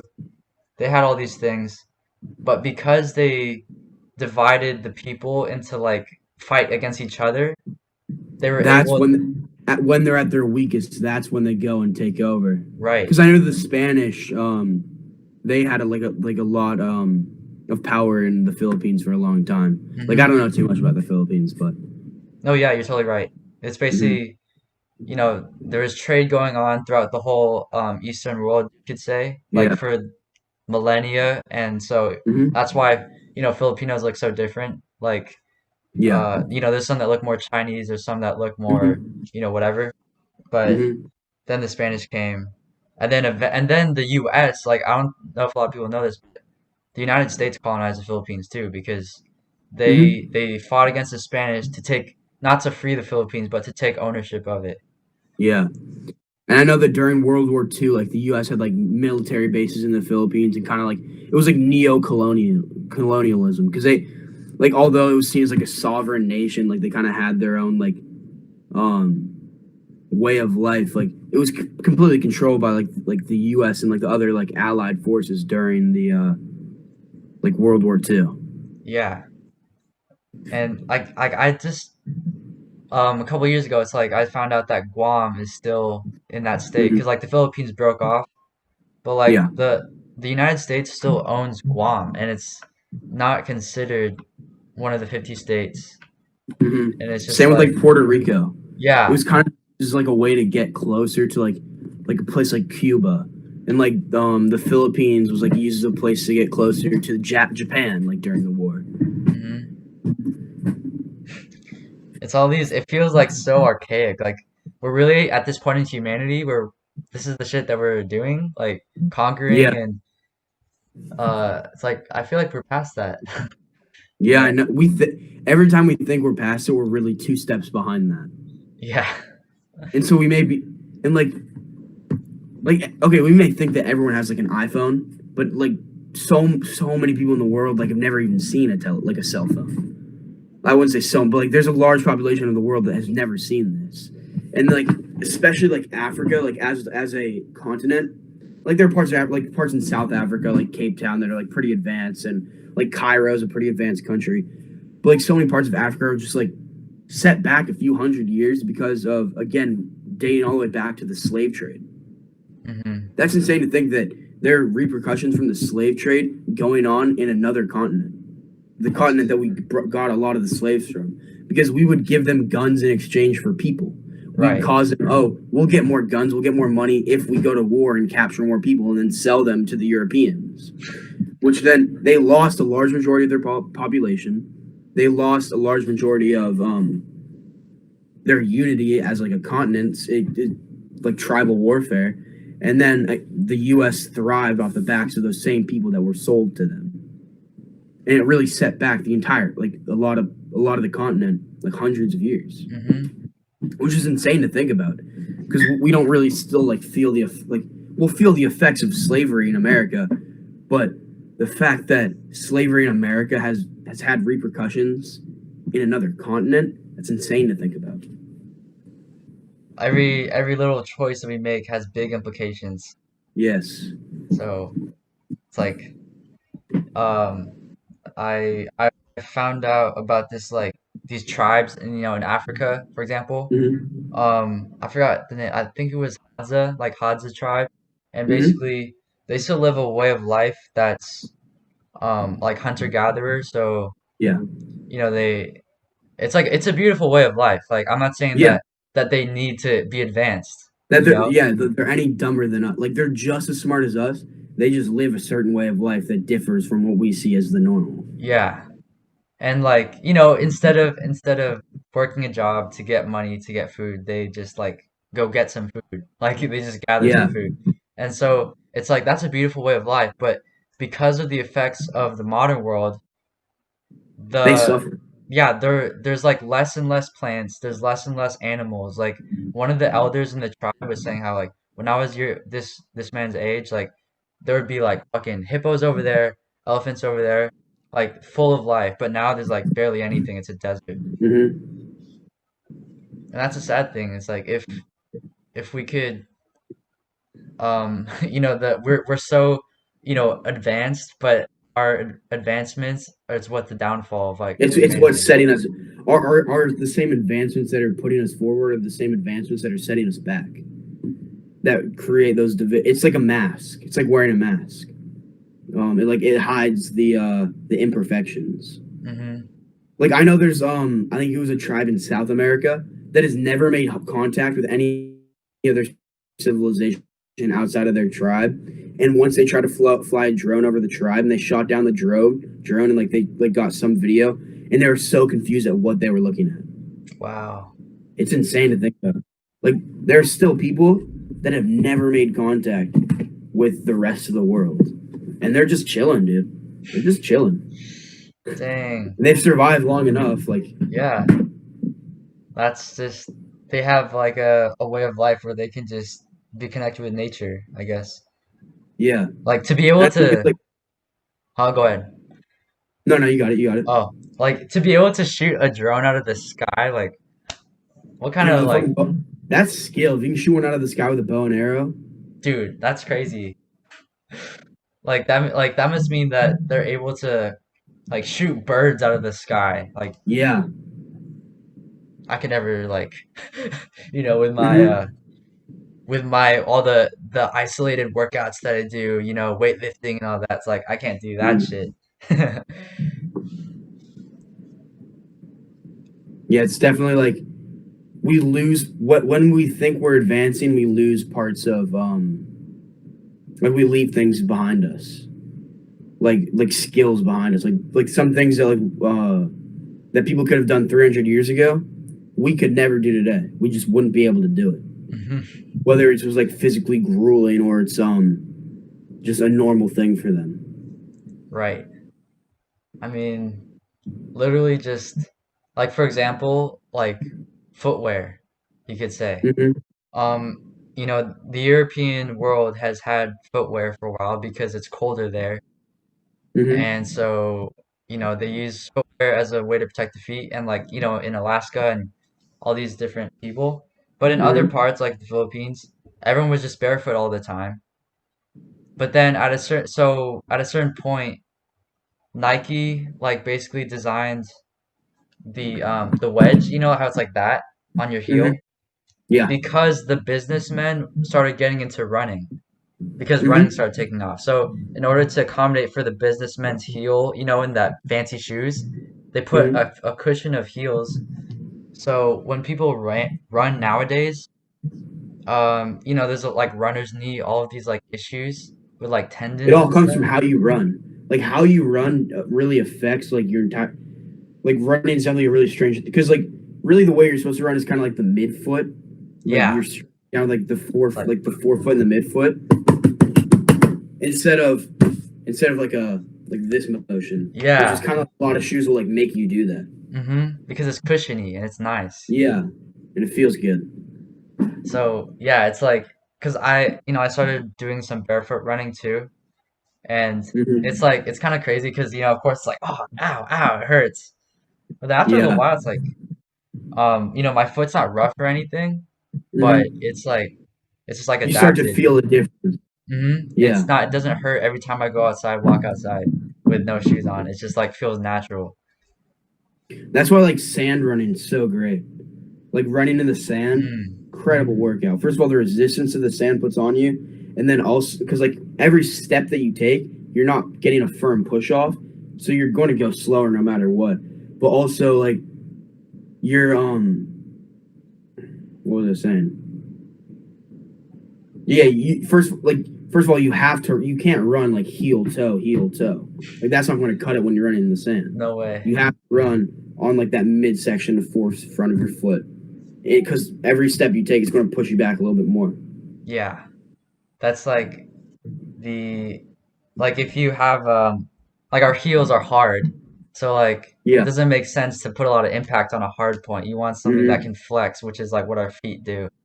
Hmm. And our feet have like I think it's like the most amount of bones in like a small area than like our whole Yeah. body because there's just so many moving parts. Hmm. So there are like a lot of issues that people get with their feet, like they need orthotics and stuff. Hmm. But I feel like it's just because we've overcomplicated things. Like we add Yeah. we add these layers and stuff. And If I'm you not I'm break not it, like anti-shoe, but like, yeah, I'm not. Yeah, yeah, me neither. you But know. it's definitely like it's cool. It's cool to see like how advancements affect how we like do day to day things, like Hmm. running or jumping or like I'll like land on my heel while jumping and like it'll hurt my entire body. Like have you ever like jumped and land on your heels and you just feel like the pain go up your back? When I was younger, yeah. Now I That's like never did that ever greatest shit. again. Yeah. Like um I was watching this fitness video and this dude has like a weight vest on and he's doing monkey bars and stuff and like Hmm. doing squats and stuff, but like my dad mentioned that it helped me realize like working out, being fit is really just going back to being a kid again. Like being a little kid, Yeah. playing on a Yeah. play set, like, squatting down and playing with sand or something. Because Hmm. like that's what we do as humans naturally when we just get to be free. We just like do shit basically. Yeah, we just do shit like this like AirPods. Just throw them, just like whatever. Like who cares? But definitely like what I've seen lessons like when like you were like maybe a few years ago like you'd go somewhere you'd see like a kid on a leash like with Yeah. like the little backpack on. I barely see those anymore. Like I never see them anymore because like whenever like you'll go somewhere like you'll see like a little kind of for the past like year or two like I've barely seen any kids because the real leash is the phone. Like Mm. because so many like I've seen 2-year-olds that have like are better using iPhones than I am. Because I remember growing up like we didn't really have like iPhones or like we were just kind of like we definitely grew up in a really strange time like the Gen Z ish because we grew up like playing with toys, playing outside, not really knowing what's like smartphones and like computers like were kind of a later thing for us. Like you'll see the 5-year-olds in kindergarten now that know how to use a computer, also because online learning has sped up their when they need to learn how to use a computer. Yeah. But even before that, they were like, I learned how to use a computer probably in second grade. I just thought it was like I like would like click a button, I knew like it could do something. But other than that, like I couldn't type. Like Right. if I wanted to like type something, I'd be like, I know how to spell it, but like what goes on here? Like, whoa, like oh shoot. Now it's on the screen. Like it was so confusing for me for the longest time. Yeah. But like all And the leash kids, like the phone is the real leash now because parents will say, oh yeah, just here's my phone, just go play like your favorite game or whatever. mm-hmm. When we were kids, like if we wanted to like do if we like were like hyper and stuff, our parents would say like sit here or like oh go run around with like around like the parking lot or something with like your brother or like your friend. Right. And I sound like such an old head, but like, you know, like these kids nowadays, bro, they're Yeah, like with their iPads and like yeah, I know. I'll see a kid like using a phone. I'm just like, dude, get off that thing. Live your life. Like you're 2 years old. Go stick your finger in your dad's ear or something. I don't know. But like when I go. was little, when I was like really little and be going to like a nice dinner place, my mom like had like friends like going to dinner with us. She'd like bring us like this little box of toys to keep us occupied if we got like anxious. But even then, sometimes like, oh yeah, go run around with your brother in the parking lot, like I said earlier. Yeah. It's like we didn't have like this phone to just like look at the entire time and swipe right, swipe left, swipe whatever, or Mm-hmm. jump, like hop, whatever, like whatever game you're playing. You know And what's it's just so addictive. yeah. Like And technology is really addictive. we're all like hooking our children at a young age too. Like if I were to have a kid, like I wouldn't want him touching technology till he's at least like 7 or 8 years old. Like he can interact with it sometimes, but I wouldn't give him something to like if you're using an iPad as your babysitter or like you're using an iPad to keep your kid occupied, that's not like the best way to like raise him. I mean, I'm not no one to judge because I'm not a parent. Like I don't know the struggles of being a parent, but Hmm. that just seems inherently just wrong to me and just flawed. Yeah. Like also, I was thinking about this the other day too, is like parents and stuff. Like they don't really know what they're doing either. Like, Yeah. oh shoot, they just had kids and they or like whether they decided to do it or not, they just had kids and they're like literally the same as anyone else. Like being a Mhm. parent doesn't mean that you know how to be a parent. Like no one Yeah, really knows how to raise a kid. raising kids is definitely a strange thing because it's always changing. Like I said, like whether it's like you occupy them with a phone or a toy or give them a stick and kick a can, like whatever. Like it's in raising children is always going to be different with each generation. Hmm. It's like our parents probably grew up like drinking out of the garden hose and going to buy like a pack of cigarettes for their grandpa from the corner store. Like what? Like like running around like at the age of 5 years old, going to like 10 miles away while their parents are back at home. Well, probably not 10 miles away, but just like going to the friend's house, like just saying like, "Oh yeah, mom, I'll be back by dark." Like now it's like this thing tethers everybody. Like a Hmm. phone really tethers someone to like their family, and it's a blessing and a curse. Like it's great to know. Oh yeah, like this is where I'm gonna be. This is where I am. Oh like oh you're kind of late. Oh yeah, I'm just like doing something else. Right. And like I mean, for example, like my dad when he was in the Philippines as a young kid, his Mm-hmm. grandma would just tell him like, "Oh, like go pick up, pandesal, like some bread." And Yeah. like, they would just like run over and pick up some bread. Mm-hmm. And it's like now we just fucking order from Amazon, get Mm-hmm. that Postmates or something. And it's crazy for our generation too because we basically grew up like our whole adolescent, to forever, with YouTube existing. Like I don't know about you, but like when I was young, because I have an older brother too, Mm-hmm. like I just be watching YouTube with my older brother, and like I can't imagine like my parents didn't have YouTube all the time. Like they couldn't just look up how to do something, you know? Yeah. And we got to experience the golden age of YouTube. Like I don't know, Yeah. did you watch like Nigahiga, like those kind of like OG YouTubers? Mm-hmm. Like like YouTubers now, like dude, like you're not even funny, bro. Let's go back to like I grew up watching. Do you know Paul Source Jr.? No, I don't know who that is. He's like this. He was like this dad who was probably in his 40s that play Minecraft. He was hilarious to me. And going back and watching his videos, he probably wasn't the funniest guy. And he probably wasn't the greatest Minecrafter. But but also like I could distinguish the difference between like watching that and then going outside and playing. When like kids nowadays like they'll only watch that or only play this or only be tethered to that screen instead of actually like getting outside or going to play with your sibling or like and definitely I think my experience is like when I grew up was a little bit different than maybe other kids my age because I had that older brother that'd be doing this. So when he's doing that, since he's only like 2 or 3 years older than me, I'd automatically just do that too Yeah. because it was kind of like a role model, and definitely like didn't cause me to grow up faster, but like it put me in experiences that kids weren't necessarily my age doing at the time. Like my brother was like, let's say like he was in Cub Scouts. Like I'd go to all the meetings, know all the things. So when I joined, finally was like old enough to join Cub Scouts, I Hmm. was like, I was able to do everything that the other kids couldn't, which is hilarious to me because like I know all like the different codes and the signs and how to do this and how to do that because I had like that older brother there to kind of like show me like, oh, this is how it do, or just to experience that with him. Right. But I feel like when you have like kids that are like somewhat similar in age, but one's older, the younger one always like gets to like grow faster because their parents are going to sign them up for the same exact experiences, That's and they're going to let them interesting. enjoy the same things. Yeah, because dude, for me, my distance to my brother is 5 years. So Mm-hmm. my brother's in like college. I don't know what year he is, but I mean, it's like sort of similar to your situation. But I feel like those couple of years make a big difference because, like, I don't know if you feel this way, but like, I feel like my brother took a lot more shit than I did, like, than I had to deal with because my parents kind of learned. Like, he was the Yeah. guinea pig. But I feel like, I mean, I have no idea, but like maybe if it's closer to in age like you guys are, it could be a situation where you guys are sort Oh, of treated the same.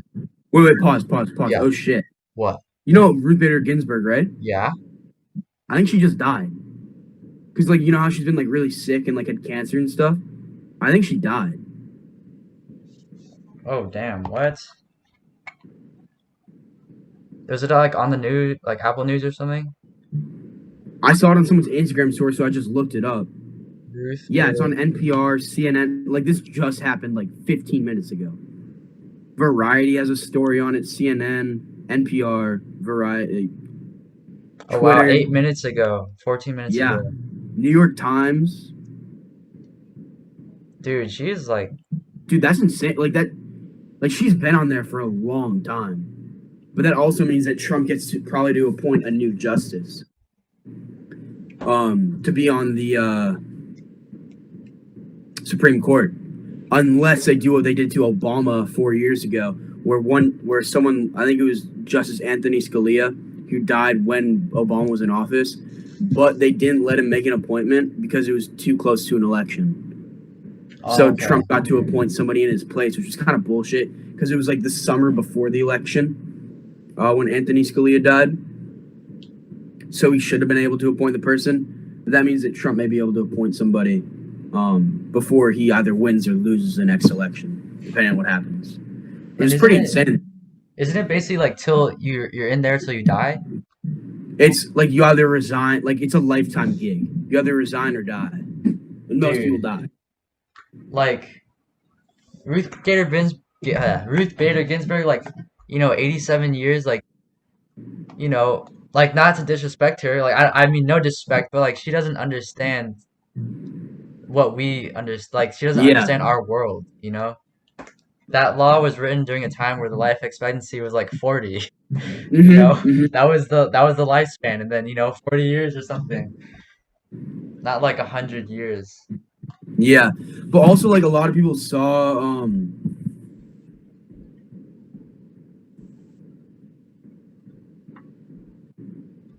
a lot of people saw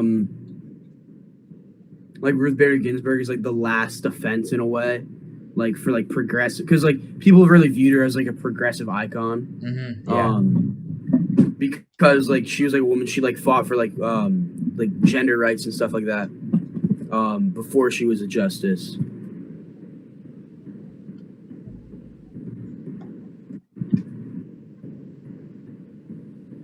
Yeah. I don't Mm-hmm. know too much about her, but yeah, I know that she's like a feminist icon. Yeah. And it's just really insane to me that, you know, there's because like I saw that thing with Mark Zuckerberg, dude, with like the whole Facebook interrogation, and these old people were asking him, like, they're like grilling him, like trying to discover if he's like, selling information to China. And he was Mm-hmm. like, so does Google know if I am at a location, like if I move from my kitchen to the living room? And then Mark Zuckerberg is like, I'm not, I'm Facebook, not Google. And it was like, I don't know, man. It's just they don't understand how the world works. Yeah. The same like the world right now, But definitely someone like Zuckerberg, like he's so smart where like he doesn't need to know how the world works because the world works for him. Like Yeah. as long as it's working for him, like he doesn't care because like he's definitely like an awkward person. Like you see in the trials, like have you seen the movie Social Network? No. It's a movie about like the founding of it's like a biopic. Um it's on Netflix. It's a good watch. It's a good movie. All right. Sure. About Mark Zuckerberg and like the founding of Netflix. But he's just like on like a different like plane of like smartness, I guess. Like he's a genius, like because he doesn't know how to interact with society in like the normal way. I think for a lot of people, at least that's how they like portray him in the movie and even like during the trials. But because he's so smart, like he gets a leg up on society. Yeah, but he's just so like he just seems like a robot, dude. But yeah, I wasn't referring as much to Mark Zuckerberg Mhm. as to the dude who asked him the I know you're question. talking Oh about. yeah. Yeah. But yeah, dude, I saw like this live stream that Mark Zuckerberg was doing, and he was like, "Hey guys, like I'm out, like I'm grilling my meats or something." Like, and he was like has a barbecue behind him, and he just kept saying like kept bringing up in the comments like, "Ooh, like those meats" or something like that. It was just funny. Yeah, Damn, dude. It's like one of the most powerful leads in the world. yeah, Talking and about like like, to see like how his like creation Facebook had power over like the 2016 election, whether or not like they actually like rigged it, but like just how like there was would be like fraudulent ads and stuff, and like there was like like they've proven Russian collusion, whether or not that would have like won Hillary the election or lost her, it's not really the point. But to see how they're able to like use something like Facebook, which a lot of people like, I have Facebook, like a lot of people in my family have Facebook, like to see like how they can access us through that, it's kind of scary when you think of like it's definitely a scary thing. yeah, that totally reminds me of do you know about the whole Neuralink thing that happened? No. Okay, so Elon Musk basically did a presentation on Neuralink, which is basically a little like chip thing that Mm-hmm. they take out a part of your skull and replace it with a chip, and these Mm-hmm. electrodes go into part of your brain. Mm-hmm. And so they say like, the reason for it right now is to make it so that people who are paralyzed, can reconnect like the electric signal, but Yeah. he was saying how like, in the future we'll be able to, record memories.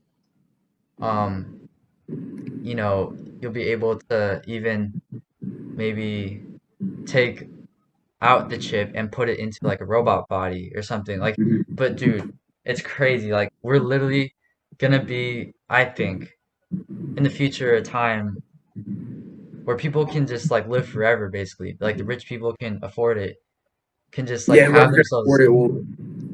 yeah, upload it basically. Mm-hmm. Like Walt Disney, he just froze himself in ice, and that was forever ago.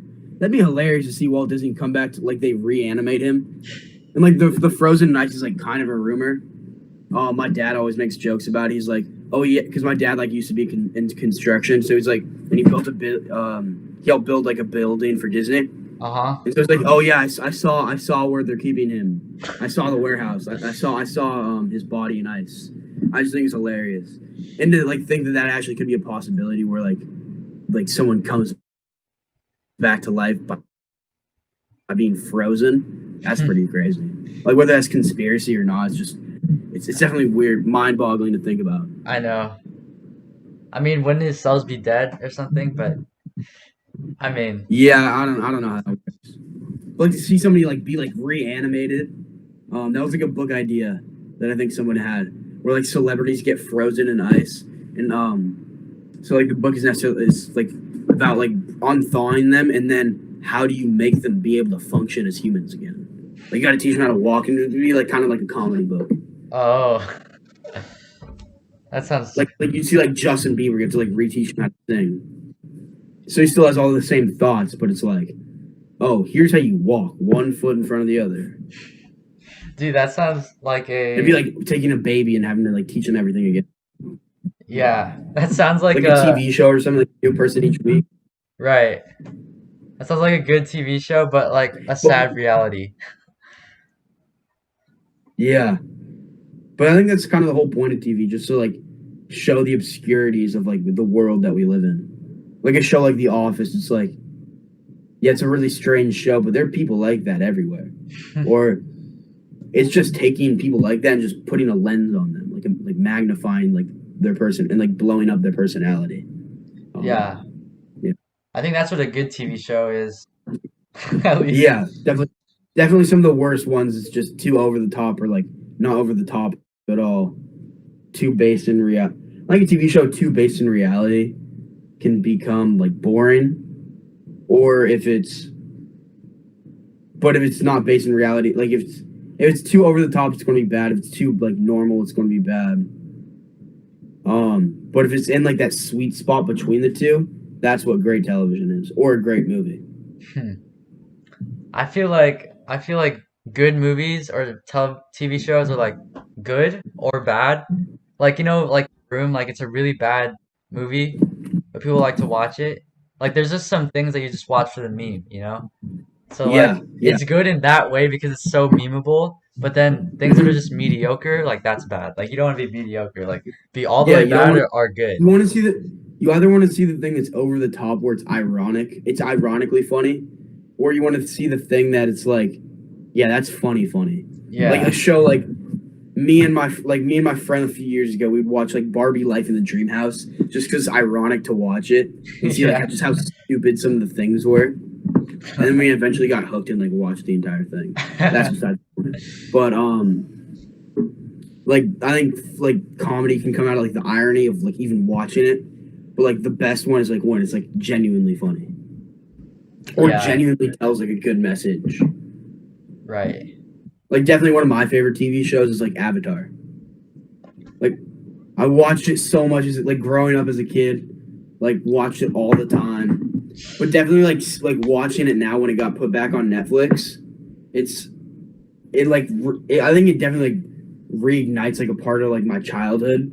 Like when I was little, like I'd go to the pool and say like oh and like like splash you with water and say like I'm water bending or like I'm the Avatar, like just different stuff like that. Yeah. But just being able to like see like how prevalent lots of the themes were like in like real life is insane. To see like how like it'll like take political ideologies and go over like every single one, Yeah. and it'll really just take apart like our society by taking apart a fictional one. And it's such a I was literally watching an episode like before I called you. I was too. I'm rewatching some episodes. Dude, I don't even know like I don't even know how many times I've watched it, dude. That's my childhood. And like Yeah. If you were wait, what element would you bend? Earth. Earth?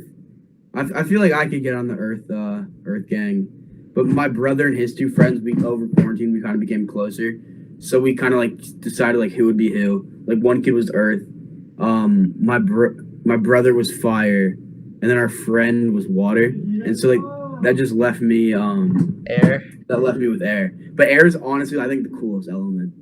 Like air is so sick. Have you watched Legend of Korra yet? Dude, I've seen how many seasons are there again?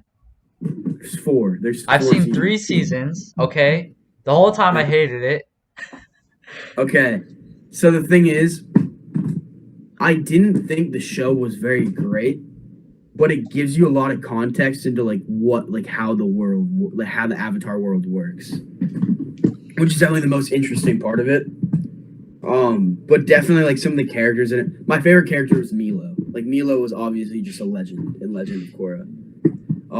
Just kind of like like you definitely saw like a lot of Aang in Milo.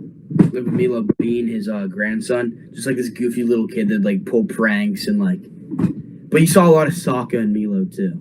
Sokka is my favorite character in my opinion. I mean, yeah, dude.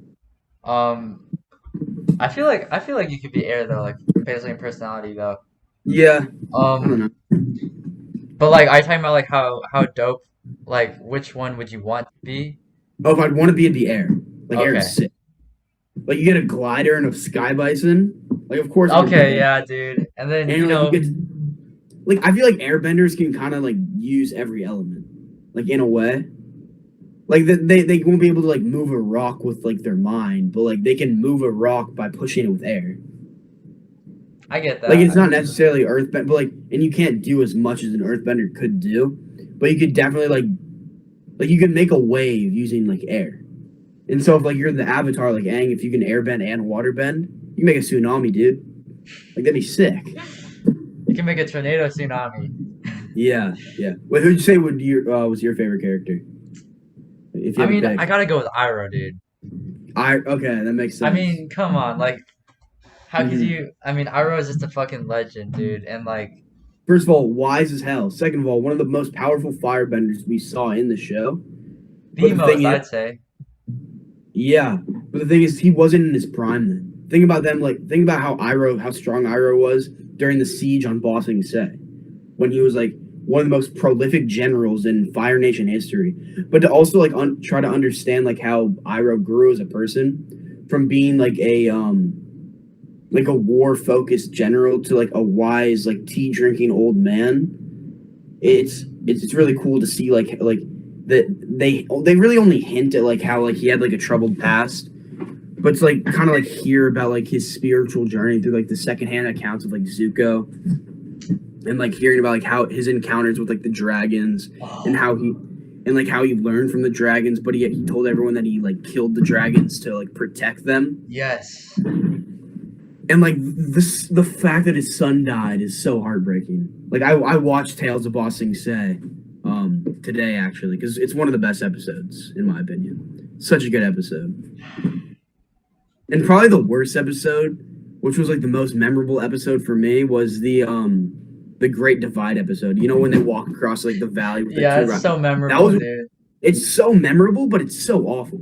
It's like it's not a very it's like so off top. Like they could have flown over the gorge with Appa, but they just decided to walk through, which is so funny to me.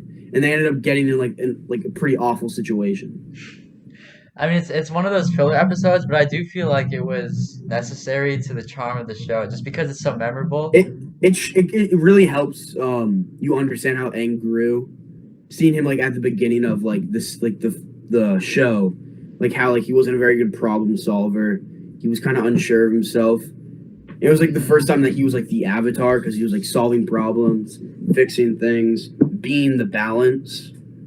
But Yeah. then seeing like the contrast between him in that episode and the end of the show is incredible because like you just see how much he really did grow.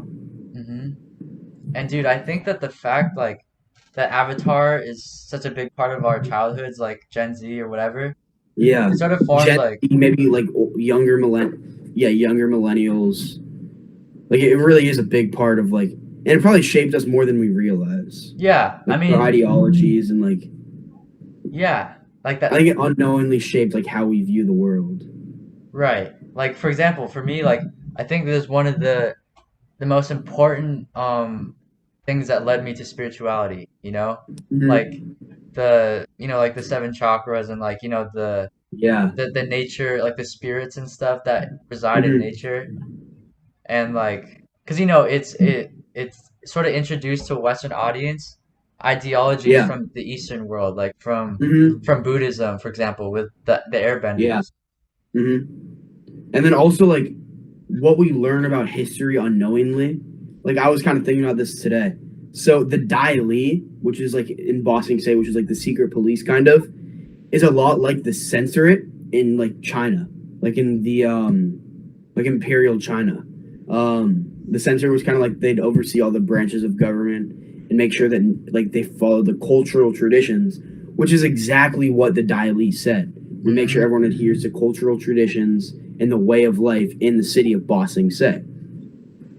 Which is funny to think that the same thing happened in China, but the Dai Li, I'm pretty sure, is also named after there was like a Chinese spy named Dai Li, which I'm not sure if like that's exactly where they get the name from, Yeah. but it's and so much of Avatar is really based in reality, like the fighting styles.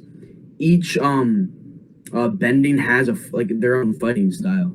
I forgot each one, but like the like Toph has her own unique fighting style that's based off of this fighting style that actual blind people use. Yes, I saw that.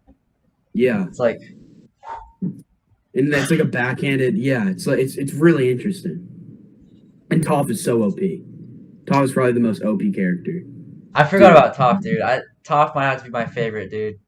dude, she's incredible.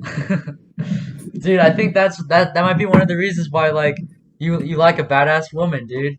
That's facts. That's Toph is facts. like, she's not like the quote unquote But pretty one, but yeah, but Toph is definitely a little too intimidating for me. she's So she's so powerful. she's just you're scared she would like crush you in your sleep for fun. Oh yeah, yeah, yeah, yeah. 100%. Yeah. And that's like why I didn't like Legend of Korra too. They made her a cop, dude. Like, Yeah, it kind of like she was like this person that was kind of, but that's why in season 4 they kind of redeemed Toph because she left the life of being a cop because she didn't like it because she didn't want to like be tied down to that anymore. I So she know. like traveled the world to like find herself because I think they're implying that by becoming a cop she lost true sight of who she was. I just didn't like the way that they presented it, Yeah, like I definitely think she could have been a cop, but if they presented it in a different way, the fact that like in like the police in the city, the Republic City, was a very like militarized type police. Like they had like the airships and like the armor and stuff, which just seems so anti-Toph. Yeah, she doesn't like order. She doesn't like, all of the authority and stuff. Like she's a Yeah, she very hates authority. She hates order. She wants to do what she wants. But I think that's exactly why in season 4 they kind of redeem her. Because I mean, I think you should watch season 4. But also, Legend of Korra really deals more with like more like grown up, like not that like like things in Avatar like definitely go over little kids' heads because of like how grown up they can be. But definitely like covers things like mental health and how we view the world, view our place. Because Korra begins to like think maybe the Avatar isn't necessary. And like how we can like overthink things and regret doing certain things.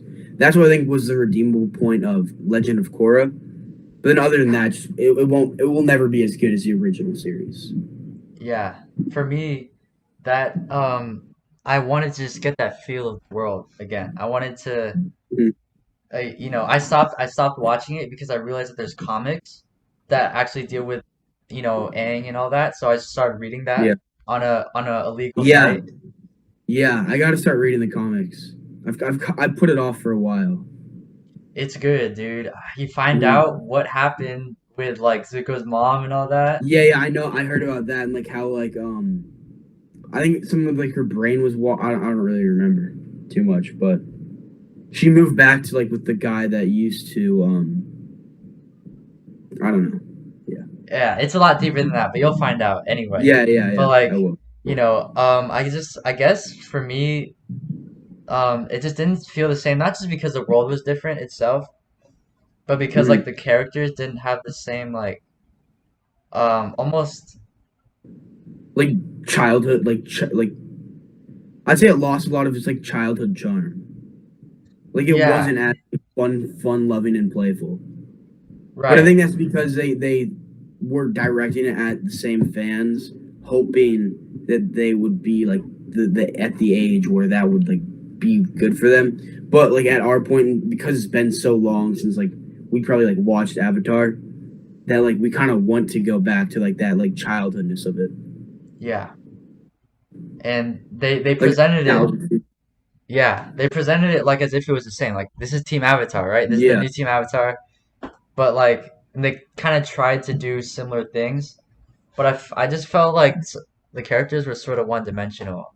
Like yeah. like Korra, for example, like to me she just felt like she was just stubborn and like that was her only trait. Mhm. I felt I like definitely think season 4 dives more into Korra's mind, where like you okay. see her as something other than like some stubborn like Avatar. Hmm. Like you see the struggle within her. Okay. Well then maybe I should finish these, You should just finish yeah. it. All There's no right. point in not finishing it. But I definitely think some of the villains were more interesting than like the heroes in the show. Like Amon, such an his background and like how he became Amon is so interesting. And then in the second season was kind of weird. Didn't like it as much as like the others. And then season 3 Zahir, fascinating. Like Hmm. he saw his like girlfriend or wife die before him. He was also confined in the same space for I think it was 15 years or whatever between the time when he originally tried to kidnap Korra when he got out. It was a long time, and just see like and just to see how he noticed that oh crap I'm an airbender, and to like how he like already had the spirituality component before even becoming an airbender made him a powerful airbender. But he still wasn't a match for Tenzin, who was a master airbender and knew all about that stuff. Yeah. Yeah. Yeah, that's like one of the things is that I realize is different too is every season it's a new enemy, right? Yeah, But it because the oh thing with that though is with the new enemy is because they only thought they were making one season, then they're like, oh no, we want you to make a second season. Oh, and then they're like, oh shoot, no, make a third season. And so it kept on going like that until like the fourth season. And so they kept on renewing the show without them being able to make like a master plan for what yeah. they want. And maybe that's one of the reasons why it just doesn't hit the same. Yeah, there's like a disconnect between each season. Yeah, because like the original show is just it's perfect. Like, It's the perfect show to binge. That's when you can watch the whole show in one sitting without it feeling like there's like breaks and breaks and breaks because it all kind of flows. There's like there are miniature villains in each season, like General Zhao in the first season, Azula and the Daily kind of in the second season, and then Ozai in the last season. But it always is kind of Ozai is the villain, and the Fire Nation is the mhm. villain. Yeah, it's sort of like they're going on little adventures all the time. Yeah. And And so they'll always encounter like the bad guy, but it just depends on what form of the bad guy they mhm. encounter. And sometimes like it's not even about the quote unquote bad guy. Sometimes it's about like when Aang was riding the like the fish or something Yeah, the or koi fish, like just seeing them have fun. It's not always them fighting. yeah, yeah. I thought was so good about the show. There was like a balance between seeing them have fun, seeing Aang learn about like the spirituality of being an avatar, and then also seeing him be able to master the fighting styles and the elements. Exactly. And yeah, I guess for me at least when I was watching Korra, it just felt like there wasn't that balance Yeah, it of was like always levels kind of of fighting towards a goal. yeah. And it just You never got to see her. You never got to see her riding like a giant koi fish, or like having a conversation with like Mako or Bolin while they're riding on the back of a sky bison. Which I mhm. think some of the greatest scenes in Avatar are when Sokka's just saying random stuff while they're riding Appa to like the next place they're going. Yes. It's all the characters have like personalities, like they're a real person, you know? Yeah, you see more of their personalities come through. And also, I felt like they focused too much on like the love aspect in Korra. Mm. Not that there's like too much like love and like relationship and stuff, but it's definitely more so than the original show. Because like there was always like we always knew that Aang liked Katara, but it wasn't every episode. That wasn't the problem in each episode. It wasn't like, Whereas, oh, how yeah, dare you? whereas Mako cheated on me in one episode, but the next episode we're friends again, and blah blah blah, and oh, I met a Sami and whatever. Right. I was just watching the episode with the fortune teller, Oh, and that's a funny episode. And yeah, Sokka's like, no, there's scientific reasons. yeah, Everyone's like, oh, you're just an idiot. yeah. They're like, does your science prove how it rains? And he's like, yes, it does. It's just like and then there's a whole love aspect where we can actually see like this is the first time where we actually That see little Aang. girl yeah, the little girl fell in love with Aang, but then Aang really wanted to like see if he could fall in love with Katara. But Hmm. then that also it goes back to the fact that he's the Avatar, and that love is a hard thing if you want to be an Avatar, because your main devotion is to the world, and that's Yeah, why like it would have been hard if Aang wanted to unlock his seventh chakra. It would have been hard for him to do that because he can't let he can't let go of all like everything in the physical world because his job is to be the protector of the physical world and to be the bridge between the two. Like he can't let everything go because that means he'd have to let people go, meaning that he can't do his job. His job is literally like seeing the value in people wow. and striving to protect people. I didn't think of it that way. So even if he did let go of Katara, it just still wouldn't work because he can't let go of worldly problems because his job is literally dealing with worldly problems and spiritual problems and the balance between the two. I was just angry that he didn't do it, man. I was just like I was I just know like you're like, dude, Aang, forget about her. yeah, She's to the streets, Aang. Just, you need the Avatar state. you When need really it. like, Like dude, you can let go of her like and then you can just save her because she's just that's like your job like because after you have the avatar state you can fucking avatar that shit. yeah, that's facts. That's But facts. I looking at it your way though that's a really good point like for him the way it's like oh no but those are the things I love that's being And the that's avatar. the and that's the thing that I'm supposed to protect. Yeah, these are some deep avatar thoughts, bro. Yeah, that's facts. All right, It's man. such a show. Yeah, it's almost 5:30. So do you want to do like Mhm. ending, ending stuff, like ending question or something? Do you have any, not? Do you have any like ending rituals that you like to do? I mean, at the very end, I just ask you, like, if you want to tell people where they can find you or something. But like, Um, whatever you want me to. What if you want to ask like a final question for me to leave the viewers with, or something like that? I mean, Or, it's your podcast, it's your show. okay. Well, let's see. What do you think? What do you think that the ultimate uh if you can only combine two elements, okay? The ultimate like two element thing, right? What do you think that would be? Like fire and water, water and earth, like for power. Hmm. Okay, if I had to pick the two, I think that fire and earth would be powerful because like you can still lava bend as a an earthbender, and you kind of see that in Avatar. But imagine how much more powerful of a lava bender you could be if you could harness fire and heat also. Hmm. But what I would say is like those are very physical elements, whereas water is ever changing. If you're able to control water and control air, that's like game over. So I'd probably say air and water. I'm gonna leave the viewers on one thing before I give them like my socials or whatever. Hmm. Live for yourself. Don't live for anybody else because you're the only person that matters to you. Besides like the ones you love. Blah blah blah blah blah. Cool. Amen, Cool. bro. Yeah. I respect that so much. Dude, yeah, I love this, dude. Hmm. Until, the next one, I guess. But like, Yeah. where can the people find Where you? where can the people find me? Yeah. My Instagram is Quinn._.Rath. It's like a little face. If you want to like put that like a little like on the screen when like you're editing the video or whatever. Yeah.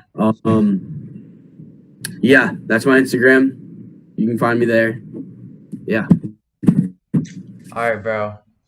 it's been real. Talk to you later. Yeah, bro. Good talking to you. Until the next one, dude. Yup, logging off. Peace.